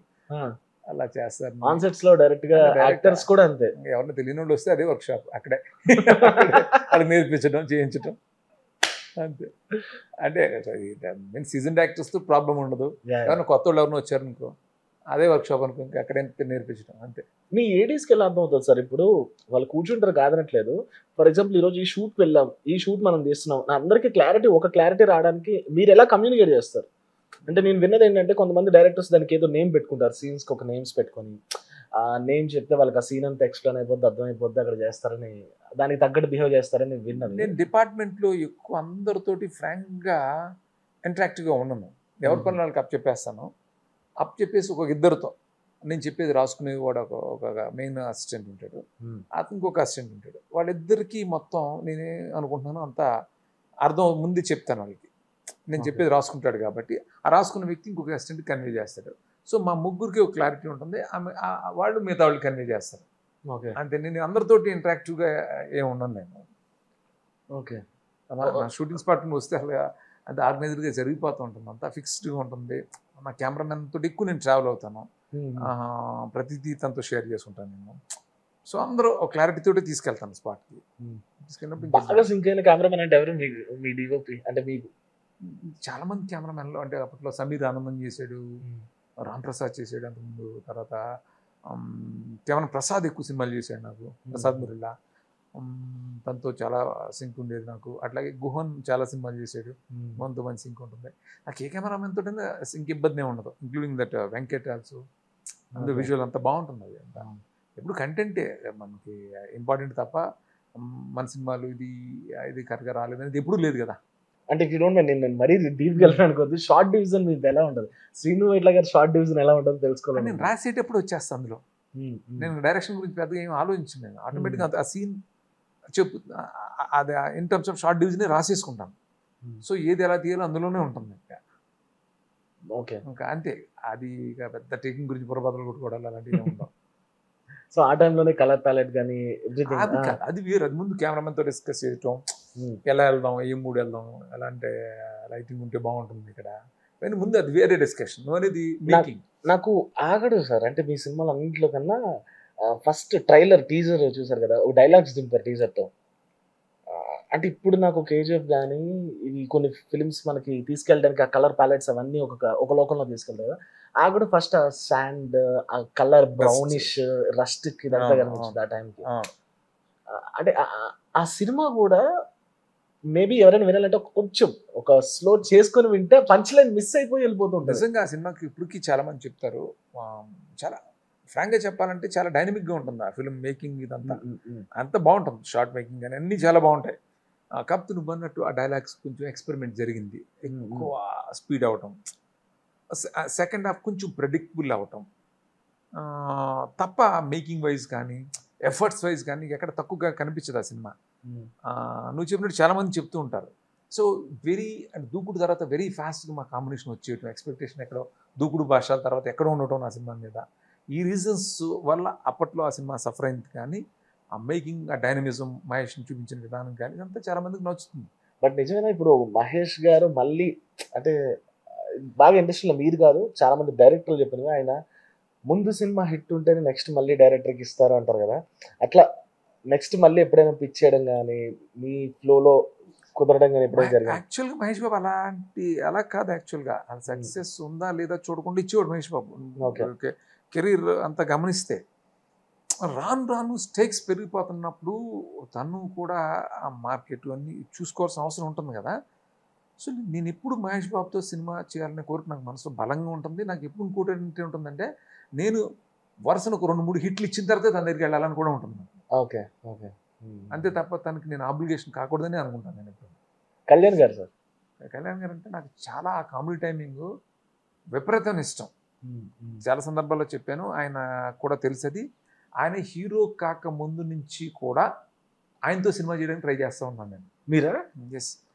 అంటే ఆయనకి నాకు కామన్ ఫ్రెండ్ ఉండేవారు, వైజాగ్ ఎన్వి రెడ్డి గారు ఆయన. Okay okay. సో అప్పుడు నేను ఆయనతో కళ్యాణ్ గారు ఆయనకి క్లోజ్ అని నాకు తెలుసు కాబట్టి ఆయన ద్వారా నేను కళ్యాణ్ బాబుని అప్రోచ్ అయ్యి అప్పటి నుంచి చెప్పడానికి ప్రయత్నం చేస్తుండేవాడిని. 2-3 సందర్భాల్లో చేయాల్సింది, అన్ఫార్చునేట్లీ మిస్ అయ్యాను. ఏమో మళ్ళీ ఆయన సినిమాల్లోకి వస్తున్నారు, నేను కూడా కొంచెం ఇదైన తర్వాత ఖచ్చితంగా ఆయనతో చేయాలని కోరిక ఎప్పుడు నాకు చాలా గట్టిగా ఉంటుంది. ఆయన కోసం స్క్రిప్ట్ ఉంచారా అప్పటికి? ఏమైనా మళ్ళీ అవి యూజ్ చేయడం జరిగింది? లేదు, ఆయన ఉన్న ఇమేజ్ వేరు కదా, ఇప్పుడు చేయాలి. ఆయనలో నాకు బాగా నచ్చింది ఏంటంటే ఆయన అంత అంటే ఏది ఆయన చేసేది ఏది ఫోర్స్డ్గా ఉండదు. అది నాకు చాలా ఇష్టం. ఒక యాక్టర్లో చాలా కన్విన్సింగ్గా క్యాజువల్గా ఉంటుంది. ఆయన కామెడీ టైమింగ్ నాకు చాలా ఇష్టం. ఫ్రాంక్గా ఆయన సినిమాలు చూసి నేను డైరెక్టర్ అవ్వకముందు చాలా నేర్చుకున్నాను నేను. ఆ రెస్పెక్ట్ ఎప్పుడు ఆయన మీద నాకు చాలా హైలో ఉంటుంది. ఎప్పుడు అడిగితే శ్రీనివాట్ల గారి దగ్గర ఎన్ని స్క్రిప్ట్స్ ఉన్నాయి మామూలుగా? అంటే లాక్ అయిన 1-2 పక్కన పెడితే అసలు 2 కథలు అయితే పక్కాగా ఉన్నాయి, ఐడియల్గా చాలా ఉంటాయి. ఐడియల్గా ఇప్పుడు చేయబోయే కథ ఒకటి ఉంది, ఆ తర్వాత ఇంకోటి చాలా ఎగ్జైటింగ్ ఇంకోటి సెట్ అయింది. ఇప్పుడు చేసే కథ వచ్చి రైటర్ నందు కథని నేను కూడా కూర్చుని ఇద్దరం కలిసి సమాజ వర్గం నందు ఒక ఐడియాతో వచ్చాడు నా దగ్గరికి. చాలా ఇంట్రెస్టింగ్గా అనిపించింది నాకు. సో అయితే ఓకే, మనం ఇప్పుడు ఆల్రెడీ మీరు మనం డిస్కస్ చేయకముందే ఇంటర్నెట్ లో జరుగుతుంది హీరోతో చేయబోతున్నారు సంథింగ్ అని. సో తను చాలా మంచి ఐడియా చెప్పాడు నాకు, చాలా ఇంట్రెస్టింగ్ అనిపించింది. అప్పుడు ఇద్దరం కూర్చుని ఇంకా దాన్ని చాలా బాగా వర్కౌట్ అయింది ఈరోజు. అది ప్రొడ్యూసర్స్ నచ్చడం, హీరోకి నచ్చడం అన్నీ జరిగినాయి. ఓకే, ఇక మిగతా విషయాలు జరుగుతున్నాయి. వెరీ సూన్ అనౌన్స్ చేస్తాను. ఇప్పుడు నేను ఇంకొక ఇలానే ఒక క్రియేటివ్ పర్సనాలిటీతో ఒకతో మాట్లాడినప్పుడు ఆయన ఏం చెప్పారంటే, ఒక స్టోరీ పావుగంట ఎగ్జైట్ చేస్తుంది, మనకి బాగా అనిపిస్తుంది ఆ ఐడియా లైన్, కానీ అది స్టోరీ డెవలప్మెంట్ చేసే టైంలో 15-20 మినిట్స్కి అయిపోవడం, హాఫ్ అన్ అవర్ కన్నా ముందుకు వెళ్ళకపోవడం ఇలా ఉంటాయి కదా. కొన్ని ఇది half an hour interval back వరకు ఉంటుంది, సెకండ్ హాఫ్ రాకపోవడం ఇలా ఉంటాయి కదా. అవి ఎట్లా మేనేజ్ చేస్తారు? అలాంటి స్క్రిప్ట్లు ఆగిపోతుంటాయి కానీ అది మంచి లైన్ అనుకో. మంచి లైన్ కాదు, ఎప్పుడైతే నీకు అది ముందు కదలట్లేదు ఆ కథలోనే తప్పు ఉంది. ఇప్పుడు నేను ఎప్పుడు గమనించాను నా కెరీర్లోనే, అల్లుకుంటూ వెళ్ళిన కథలు ఎప్పుడు కూడా కొంచెం డేంజరస్. సమ్ టైమ్స్ సెట్ అవుతాయి, లైక్ భాష మాకు సెకండ్ హాఫ్ ఆ డ్రీమ్ మిషన్ ఐడియా దొరికింది కాబట్టి మేము ఎస్కేప్ అయ్యాం అక్కడ. ఓకే, ఒక్కోసారి దొరకనప్పుడు మనం దొరికిపోతాం. సో అందుకనే నేను ఈసారి ఫిక్స్ అయింది ఏంటంటే, ఏదైనా ఒక పాయింట్ బేస్డ్ ఫిల్మ్ చేయాలని అనుకున్నాను. ఒక పాయింట్ బేస్డ్ ఏమవుతుంది, ఒక స్టార్ట్ ఉంటుంది, ఒక మిడ్ ఉంటుంది, ఒక ఎండ్ ఉంటుంది. సో అలాంటి ఒక బ్యూటిఫుల్ పాయింట్ నాకు ముందు చెప్పడం వల్లే నేను దానికి ఎగ్జైట్ అయ్యాను. సో దాన్ని వర్క్ చేశాను. సో ఎప్పుడైతే అది మంచిదే కానీ అక్కడి నుంచి అలా ఉండదు. అది మంచిదైతే చివరి వరకు దానికి రూట్ ఉంటుంది, అందులో ఏదో ప్రాబ్లం ఉంది. కొన్ని సినిమాలు ఎప్పుడు కూడా నేను ఇదివరకు గతంలో అనుకునేవాడిని, సెకండ్ హాఫ్కి పొటెన్షియల్ లేకపోతే అది టేక్అవుట్ చేయకూడదు అని అనుకునేవాడిని. ఎప్పుడు అంటే బిగినింగ్లో దూకుడు ఇవన్నీ అనుకునేవాడు. సెకండ్ హాఫ్ లేదు అంటే ఆ కథలో పొటెన్షియల్ లేనట్టే లెక్క. సో అట్లా. కానీ మరి దూకుడు మీరు చేసిన ఫిల్మ్స్ దాంట్లో ఉంది కదా, అది మేము ముందు ఐడియాగా మొత్తం ఎండ్ వరకు లాక్ అయ్యాం. ట్రీట్మెంట్ కొంచెం టైం పట్టింది, అది ప్యారల్గా చేసుకుంటే వెళ్ళి. కానీ ఎప్పుడు మీరు అన్నట్టు ముందు కొంచెం కథ బలం నమ్మకం ఉండి స్టార్ట్ చేసి సెకండ్ హాఫ్లో బాద్షా కాకుండా మిగతావి ఏం లేవు అట్లా? మిగతా అన్నీ పూర్తిగా అనుకుని చేసాం కానీ పెద్దగా వర్కౌట్ అవ్వాలా. ఓకే, అంటే నాకు ఒక పద్ధతి ఉంది, ఆ పద్ధతిలో బాగా వర్కౌట్ అయింది. సో అంటే ఒక్కొక్కరికి ఒక్కొక్క స్టైల్ కదా. సో ఇప్పుడు మాత్రం మీకు కంప్లీట్గా ఒక ఐడియా 2.5 hours నిజంగానే జనాలకి ఎగ్జైట్ అవుతుందంటేనే మీరు లాక్ చేసుకున్నారు స్క్రిప్ట్ని. ఇప్పుడు డెఫినెట్గా ఇది పాయింట్ స్టేజ్లోనే అది ఉంది. దీంట్లో చెప్పాను పాయింట్ బేస్డ్ అప్పుడు అడ్వాంటేజ్ ఏమవుతుందంటే స్టార్ట్ మిడ్ ఎండ్ ఉంటుంది. సో ఏదో కొంచెం ఉంది అక్కడి నుంచి చేసుకుంటూ వెళ్ళాలి, అల్లుకుంటూ వెళ్ళాలంటే అది ఇబ్బంది అవుతుంది. అలాంటిది కొంచెం రిస్క్ అది. సో ఒక పాయింట్ ఉందనుకో, సో కొంచెం ఏదైనా బ్యాలెన్స్ ఉన్నా చేసుకోవడానికి ప్రాబ్లం ఉండదు. సో ఇంకా బెటర్మెంట్ వస్తుంది, ఈ కొంచెం ఇంకోలా ట్రీట్ చేద్దాం ఏదైనా ఉంటుంది. అట్లా ఇప్పుడు ఈ కథ ఎక్స్ట్రాడినరీగా అందరికీ ఫీల్ అయ్యారు అందరూ. నేను ఇప్పుడు చెప్పినప్పుడు వాళ్ళు క్రిటికల్గానే వింటారు కదా, ప్రొడ్యూసర్స్ కానీ హీరో కానీ, విని అందరూ ఎగ్జైట్ అయ్యారంటే అదే అర్థమవుతుంది కదా. అచ్చు నేను నందు చెప్పినప్పుడు ఒక పాయింట్గా నాకు చెప్పినప్పుడు అప్పుడే నేను ఎక్సైట్ అయ్యాను. దాన్ని డెవలప్ చేసిన తర్వాత 2.5 అవర్స్కి చేసిన తర్వాత కూడా అందరూ ఎక్సైట్ అయ్యారు. సో అట్లా ఇది టేక్ ఆఫ్ అయింది, టేక్ ఆఫ్ అవుతుంది. అంటే ఇప్పుడు చూస్తే ఒకప్పుడు మనం వేరియేషన్ చెప్పేవాళ్ళం కాదు. ఇప్పుడు క్యారెక్టర్ డ్రివెన్, ప్లాట్ డ్రివెన్ అని ఒక 2 మాటలు యూజ్ చేయడానికి కొన్ని సినిమాలు అలా సెగ్రిగేషన్ అయ్యాయి. లైక్ మనం ఇప్పుడు 'పుష్ప' కానివ్వండి, 'అర్జున్ రెడ్డి' ఇవన్నీ క్యారెక్టర్ డ్రివెన్ స్టోరీస్. అప్పటి వరకు చాలా మంది ప్లాట్ డ్రివెన్‌లోనే వెళ్ళిన స్టోరీస్ ఉన్నాయి. కెన్ వి ఎక్స్‌పెక్ట్ అంటే ఎప్పుడైనా శ్రీను వైట్ల గారు ప్లాట్ డ్రివెన్ నుంచి క్యారెక్టర్ డ్రివెన్ స్టోరీ ఎప్పుడైనా ఒక మనిషి మీద మాత్రమే కంప్లీట్‌గా అంటే ఎక్కువ ఫ్రాంక్గా చెప్పాలంటే పూరి చేసేవాడు. క్యారెక్టరేషన్ సినిమాలు ఎక్కువ పూరి చేసేవాడు. పూరి గారు చేశారు. yes, sorry thanks. అంటే మేము హీరో డ్రివెన్ ఫిల్మ్స్ చేశాను. నేను చాలా హీరో డ్రివెన్ ఫిల్మ్స్. దూకుడు ఉందంటే హీరో నేను ఎప్పుడు అది చేస్తాను, స్టార్స్ తోటి అలాగే చేస్తాను. సేమ్ టైం ఆ ప్లాట్ కూడా అంటే బ్యాలెన్స్ చేసుకుంటూ వెళ్ళాను. అప్పుడు వెంకీ ఉంది. వెంకీ చూస్తే కొంచెం నీకు అలా అనిపిస్తుంది, క్యారెక్టర్ అనిపిస్తుంది. ఓ థ్రిల్లర్, దుబాయ్ సీన్ అట్లాంటి అనిపిస్తాయి కొన్ని సినిమాలు.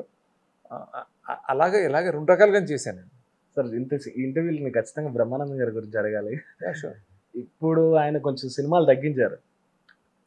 అంటే కెన్ వి ఎక్స్‌పెక్ట్ ఎప్పుడైనా మళ్ళీ బ్రహ్మి గారు సినిమాల్ని లాక్కొని రావడానికి మీరు కానీ, లేదంటే ఆయనతో అయిపోయినా? డెఫినెట్గా బ్రహ్మానందం గారు అంటే నాకు చాలా ఇష్టం. As an actor, as a person also నాకు ఎప్పుడు ఆయనతో చేయాలని ఉంటుంది. ఆయనకి అంటే ఇదివరకు నేను ఎక్కువ కష్టపెట్టేవాడిని ఆయన్ని. చాలా ఆయన మీద ఎక్కువ లోడ్ వేసేవాడిని. తెలుసు కదా, ఎక్కువ సినిమాలు ఆడిపించడం చాలా చేసేవాడిని ఆయనతోటి. సో ఎక్స్పెక్ట్ చేస్తారు మళ్ళీ మా కాంబినేషన్ అంటే డెఫినెట్గా. సో ఇప్పుడు ఆయనకున్న ఇదిని రెస్పెక్ట్ చేస్తూ ఆయన ఎక్కువ శ్రమ పెట్టకుండా మళ్ళీ బాగా నవ్వించేలాంటి ఒక క్యారెక్టర్ కోసం నేను స్ట్రగుల్ అవుతున్నాను. ఖచ్చితంగా అలాంటిది ఇచ్చినప్పుడు ఆయనతో చేయాలని నాకు బలంగా కోరుకుంటాను. అంటే ఇప్పుడు మీరు అన్నారు అంటే మాకు స్క్రీన్ మీద చూసే 2.5 అవర్స్ నవ్వేసుకుంటూ వెళ్ళిపోతాం, కానీ నిజంగా మీ ఇద్దరి బాండ్ వర్కౌట్ అవ్వాలంటే సినిమా ఆ మెయిన్ లీడ్తో ఎలా వర్కౌట్ అయిందో ఎంతో కొంత పార్ట్ ఆ కామెడీ ట్రాక్ నడిపించే ఆయనతో మీది బాగా వర్కౌట్ అవ్వాలి. ఈ వర్కింగ్ స్టైల్ ఎలా ఉండదు బ్రహ్మి గారితో? బ్రహ్మానందం గారు నన్ను ఎక్కువ రెస్పెక్ట్ చేసేవారు. నన్ను respect in the sense Srinu చెప్పినట్టు వెళ్ళిపోదాం, డిఫర్ అవ్వద్దు, తను చాలా కష్టపడి ఆలోచించుకుని చేస్తాడు అని ఆ నమ్మకం నా మీద ఎక్కువ ఉండడం వల్ల ఎప్పుడు చిన్న డిఫరెన్స్ కూడా వచ్చేది కాదు అసలు. ఇంకా అది ఆయన కష్టమైనా కానీ నేను చెప్పింది పాపం చేసేవారు ఆయన. అట్లాంటి ట్రస్ట్ ఆయనకి నా మీద ఉండటం, ఆ ప్రేమ ఉండటం, అందువల్ల అంత మంచి క్యారెక్టర్స్ వచ్చాయి. అసలు రెడీ మెక్డొనాల్డ్ మూర్తి సార్ ఎంత నేను చెప్తే పొగుడతారేమో అనుకుంటారు, కానీ అదంతే, అదొక మ్యాజిక్ సార్. ఆ మెమరీ ఏమైనా గుర్తించుకోగలరా అసలు? సెకండ్ హాఫ్ మొత్తం అసలు ఆయన పాయింట్ ఆఫ్ వ్యూ ఉంటుంది. యాక్చువల్గా ఆయనగా నమ్ముతాడు ఆయన పవర్స్ ఉన్నాయని. అది చాలా కష్టమైన విషయం ఆయనకి. ఆయనతోటి నమ్మించడం, పైగా అతను తెలివైన క్యారెక్టర్, ఆడిటరు, ఇద్దరు పెద్ద వ్యక్తులను ఉరిడి కొట్టించేలాంటి తెలివైన వ్యక్తి, తనలో కొన్ని పవర్స్ ఉన్నాయని. అంటే హీరో ఎంత తెలివైన వాడు ఉండాలి. సో అతన్నే నమ్మించి చివరి వరకు దాని మీద నడుస్తుంది సినిమా అంతా కూడా. అది చాలా కష్టమైన విషయం. బట్ ఆయన అంత బాగా చేశారు. అది అందరు ఆర్టిస్టులు చాలా బాగా చేశారు. సో దానివల్ల అది అంత మ్యాజిక్ జరిగింది అది. కానీ ఇక్కడ మీరు సినిమాలు తీస్తున్నప్పుడు అవి పెద్ద హిట్లు అవుతున్నాయి, బ్లాక్ బాస్టర్లు అవుతున్నాయి, కలెక్షన్స్ వస్తున్నాయి, ఆ పేరు హిట్ అవుతుంది, ఆ కామెడీ హిట్ అవుతుంది. But at the same time audience లేదంటే క్రిటిక్స్, మీడియా పర్సనాలిటీ ఎన్ని రోజులు ఇదే ఒకే లైన్ పట్టుకుంటున్నారు ఎందుకు అనే వాళ్ళు ఉంటారు. అంటే మీ థాట్ ఎలా ఉంటుంది ఇక్కడ? అదే క్వశ్చన్ చేస్తున్నారు, అదే జనాలు దాన్ని హిట్ చేస్తున్నారు, బట్ మీరు మళ్ళీ ప్రొడ్యూసర్ వచ్చి ఒక డైరెక్టర్ని కానీ ఏమడుగుతారు? ఫస్ట్ అదే స్టోరీ ఉందా, ఆ కైండ్ ఆఫ్ కథ ఉందా అని అడుగుతారు. ఈ సర్కమ్స్టాన్సెస్ అందరినీ ఒక లూప్లో మీరు కొన్ని ఏళ్ళు మీరు భరించారు. డెఫినెట్గా ఒక 10 ఏళ్ళు నాతో పాటు చాలా మంది చేశారు అదే ప్యాటర్న్. ఎక్కువ సినిమాలు వచ్చినప్పుడు ఒక మొనాటనీ వస్తుంది. అది అనడంలో కూడా తప్పులేదు, అందులోనే ఉంటున్నారు ఏంటి అని అనడంలో కూడా తప్పులేదు. సో అల్టిమేట్గా శ్రీను వైట్ల అంటే ఏంటి, నవ్వించాలి. సో సేమ్ ప్యాటర్న్ రిపీట్ అవ్వకూడదని కోరుకుంటున్నారు. అంటే నన్ను ఇష్టపడుతున్నారు, కానీ ఆ కథలు ఒక టైంకి వచ్చేటప్పటికి వాటి మీద మొనాటనీ వచ్చింది. సో అప్పుడు మనం రియలైజ్ అవ్వాలి, మన కామెడీని కొంచెం ప్యాటర్న్ మార్చి ఎలా చెప్పాలి. ఇప్పుడు చేస్తున్న 2 సినిమాలు, అందుకే నాకు లక్కీగా ఒక నందు లాంటి సపోర్ట్ దొరకటం, నాకు అతను 2 పాయింట్లు చెప్పాడు. 2 నాకు విపరీతంగా నచ్చింది. సో నా కామెడీకి స్కోప్ ఉంది. ఓకే. నేను చివరి వరకు నవ్వించాలేనంటే ఆ నవ్విస్తూనే ఒక కొత్త ప్యాటర్న్. సో అది ఇప్పుడు చేయబోయే సినిమాలో లేదు, అది అడగటంలో కూడా ఒకే ప్యాటర్న్ అంటే అదే స్టైల్ అంటే కొంచెం మొనాటనీ వస్తుంది కదా. అందుకే నేను తప్పలేదు, అలా అడగడంలో తప్పలేదు. బట్ నువ్వు గమనిస్తే ఒక మనిషిని బుర్డీ కొట్టించి ఒక బగరాన్ చేయటం ఇలాగా ఒక ప్యాటర్న్ చాలా ఇయర్స్ నడిచింది కదా. అంతకుముందు కామెడీలు వెంకీ దుబాయ్ సినిమా అవి అలా ఉండవు, అవి వేరే స్టైల్లో ఉంటాయి. సో నేను అల్టిమేట్గా నేను కామెడీ చేయగలుగుతాను. సో ప్యాటర్న్ మార్చినా కూడా కామెడీ చేయగలుగుతాను. సో ప్యాటర్న్ మార్చి ఒకటి పట్టుకోవడానికి కొంచెం నాకు టైం పట్టింది. కొంచెం సార్ నేను క్లోజ్ చేసే ముందు సినిమాలు పక్కన పెడితే సార్, మీ లైఫ్లో అందరం హ్యూమన్ బీయింగ్సే కదా, ఎప్పుడైనా బాగా ఫీల్ అయిన విషయం ఏంటి సార్ ప్రొఫెషనల్గా? మీరు సినిమా ఫ్లాప్స్తో ఇవన్నిటితో కాకుండా బాగా డిప్రెషన్ అయ్యి ఎగ్జాక్ట్గా అడగాలంటే ఎప్పుడైనా ఏడ్చే రోజు వచ్చిందా? నేను యాడ్ అవటం అనేది సిచ్యువేషన్స్కి ఎప్పుడు జరగలేదు. అంటే మన ఏదో కెరీర్ లేకపోతే ఇంకోటి అట్లా జరగలేదు. మా నాన్నగారు చనిపోయినప్పుడు ఎక్కువ ఏడ్చాను. అంటే 2021లో జరిగింది అది. ఇంకా నాన్నగారు లాస్ట్ స్టేజు అని తెలుస్తూ ఉంది. అది మా ఫ్రెండ్తో నేను మాట్లాడుతున్నాను, రైటర్ ప్రవీణ్ అనే ఒక అతను పాయింటెడ్. ఇంకా మాట్లాడుతూ నా ఏడుపు స్టార్ట్ అయిపోయింది. ఆ ఫోన్ అలాగే పక్కన పడేసాను నేను. ఆ ప్రవీణ్ చెప్తాడు, 1 hour మీరు ఏడ్ చేస్తారు అలాగా. అంటే ఎవరో వచ్చి మళ్ళీ నన్ను పిలిచేంత వరకు కూడా ఆ ఫోన్ పక్కనే ఉంది, నాకు తెలియదు అది.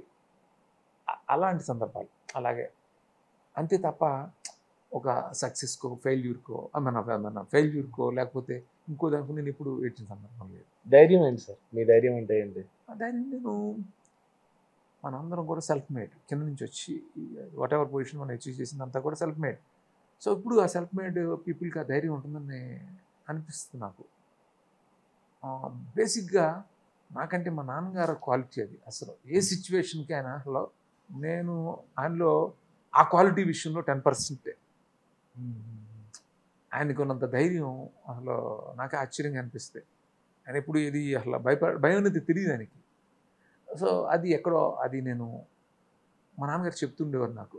నేను కొంచెం బిగినింగ్లో కెరీర్లు ఇన్సెక్యూరిటీలు ఉన్నప్పుడు కూడా నాకు చెప్తుండేవారు, ఏంట్రా అది ఆయనలో ఉంటుంది, ఆ క్వాలిటీ అది ఆయనలో ఉంటుంది, అదే ధైర్యం.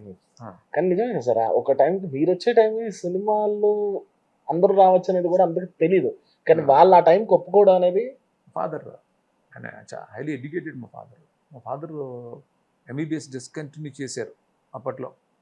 డిస్కంటిన్యూ రంగరాయ మెడికల్ కాలేజ్ కాకినాడలో డిస్కంటిన్యూ చేసి హైదరాబాద్లో ఏజీబీఎస్సీ చేసి వచ్చి ఆయన కల్టివేషన్ చేశారు. అప్పట్లో చదువుకున్న వాళ్ళు తక్కువ ఉండేవారు కదా, అంత చదువు. ఆయన వచ్చి కూడా వ్యవసాయం చేశారు. ఆయన అలాంటి పర్సన్ ఆయన. ఆయన ఎక్స్పెరిమెంట్ ఎక్కువ చేసేవారు. మీరు అంటే కాన్షియస్ హెల్త్ మీద ఎలా ఉంటారు? హెల్త్ కాన్షియస్ కొంచెం ఎక్కువే. డైట్ ఇలాంటివి ఉందా? డైట్ ఉంటుంది, ఎక్సర్సైజ్ ఉంటుంది. నేను ఈ మధ్య ఎక్సర్సైజ్ చేయలే, అదే కొంచెం రిగ్రెట్ అవుతున్నాను. కొంచెం వేరే చిన్న పర్సనల్ పనులు ఎక్కువ, కొంచెం ఈ మధ్య ఎక్సర్సైజ్ తగ్గింది. మళ్ళీ స్టార్ట్ చేయాలి. అది ఒకసారి తప్పింది అనుకో, మళ్ళీ ట్రాక్లో పెట్టడం టైం పడుతూ ఉంటుంది. సో మళ్ళీ స్టార్ట్ చేస్తాను. కాన్స్టెంట్ ఇండస్ట్రీ ఫ్రెండ్ ఎవరు మీకు? చాలామంది ఉన్నారు, ఒక్కరని చెప్పలేం. కానీ నాకు క్లోజ్ ఫ్రెండ్ అంటే ఎప్పుడు నేను చెప్పేది అనిల్ సుంకర, ప్రొడ్యూసర్. ఏదో రూమ్మేట్స్ చెన్నైలో. ఓకే. సో అప్పటి నుంచి ఫ్రెండ్స్. ఇండస్ట్రీలో ఫ్రెండ్ అని చెప్పాలంటే క్లోజ్ అంటే నాకు అనిల్లే. ఎందుకంటే నాకు ఏది ఉన్నా తనతో షేర్ చేసుకుంటాను. సో ఆ విధంగా అనిల్ అని చెప్పాలి. సో ఒకే టైంలో స్టార్ట్ అయ్యారు? ఒకే టైం అంటే చిన్నప్పుడు అక్కడ నేను అసిస్టెంట్ యాక్టర్గా ఉన్నప్పుడు, తను చదువుకుంటున్నప్పుడు. మన సీనియర్ హీరోస్ ఎవరైనా ఇచ్చిన ఒక బెస్ట్ అడ్వైజ్ అంటే ఏం చెప్తారు? నా సీనియర్ హీరోలు అందరూ నన్ను చాలా ఇష్టపడేవారు. వెంకటేష్ బాబు కానీ, నాగార్జున గారు కానీ, అందరూ చిరంజీవి గారు చాలా మంచి మంచి అడ్వైజులు ఇచ్చేవారు.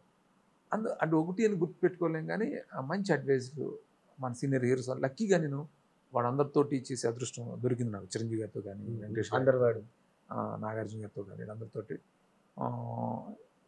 చాలా మంచి అడ్వైజులు ఇచ్చారు. నాగార్జున గారు చాలా మంచి అడ్వైజ్ ఇచ్చారు నాకు పర్టికులర్గా.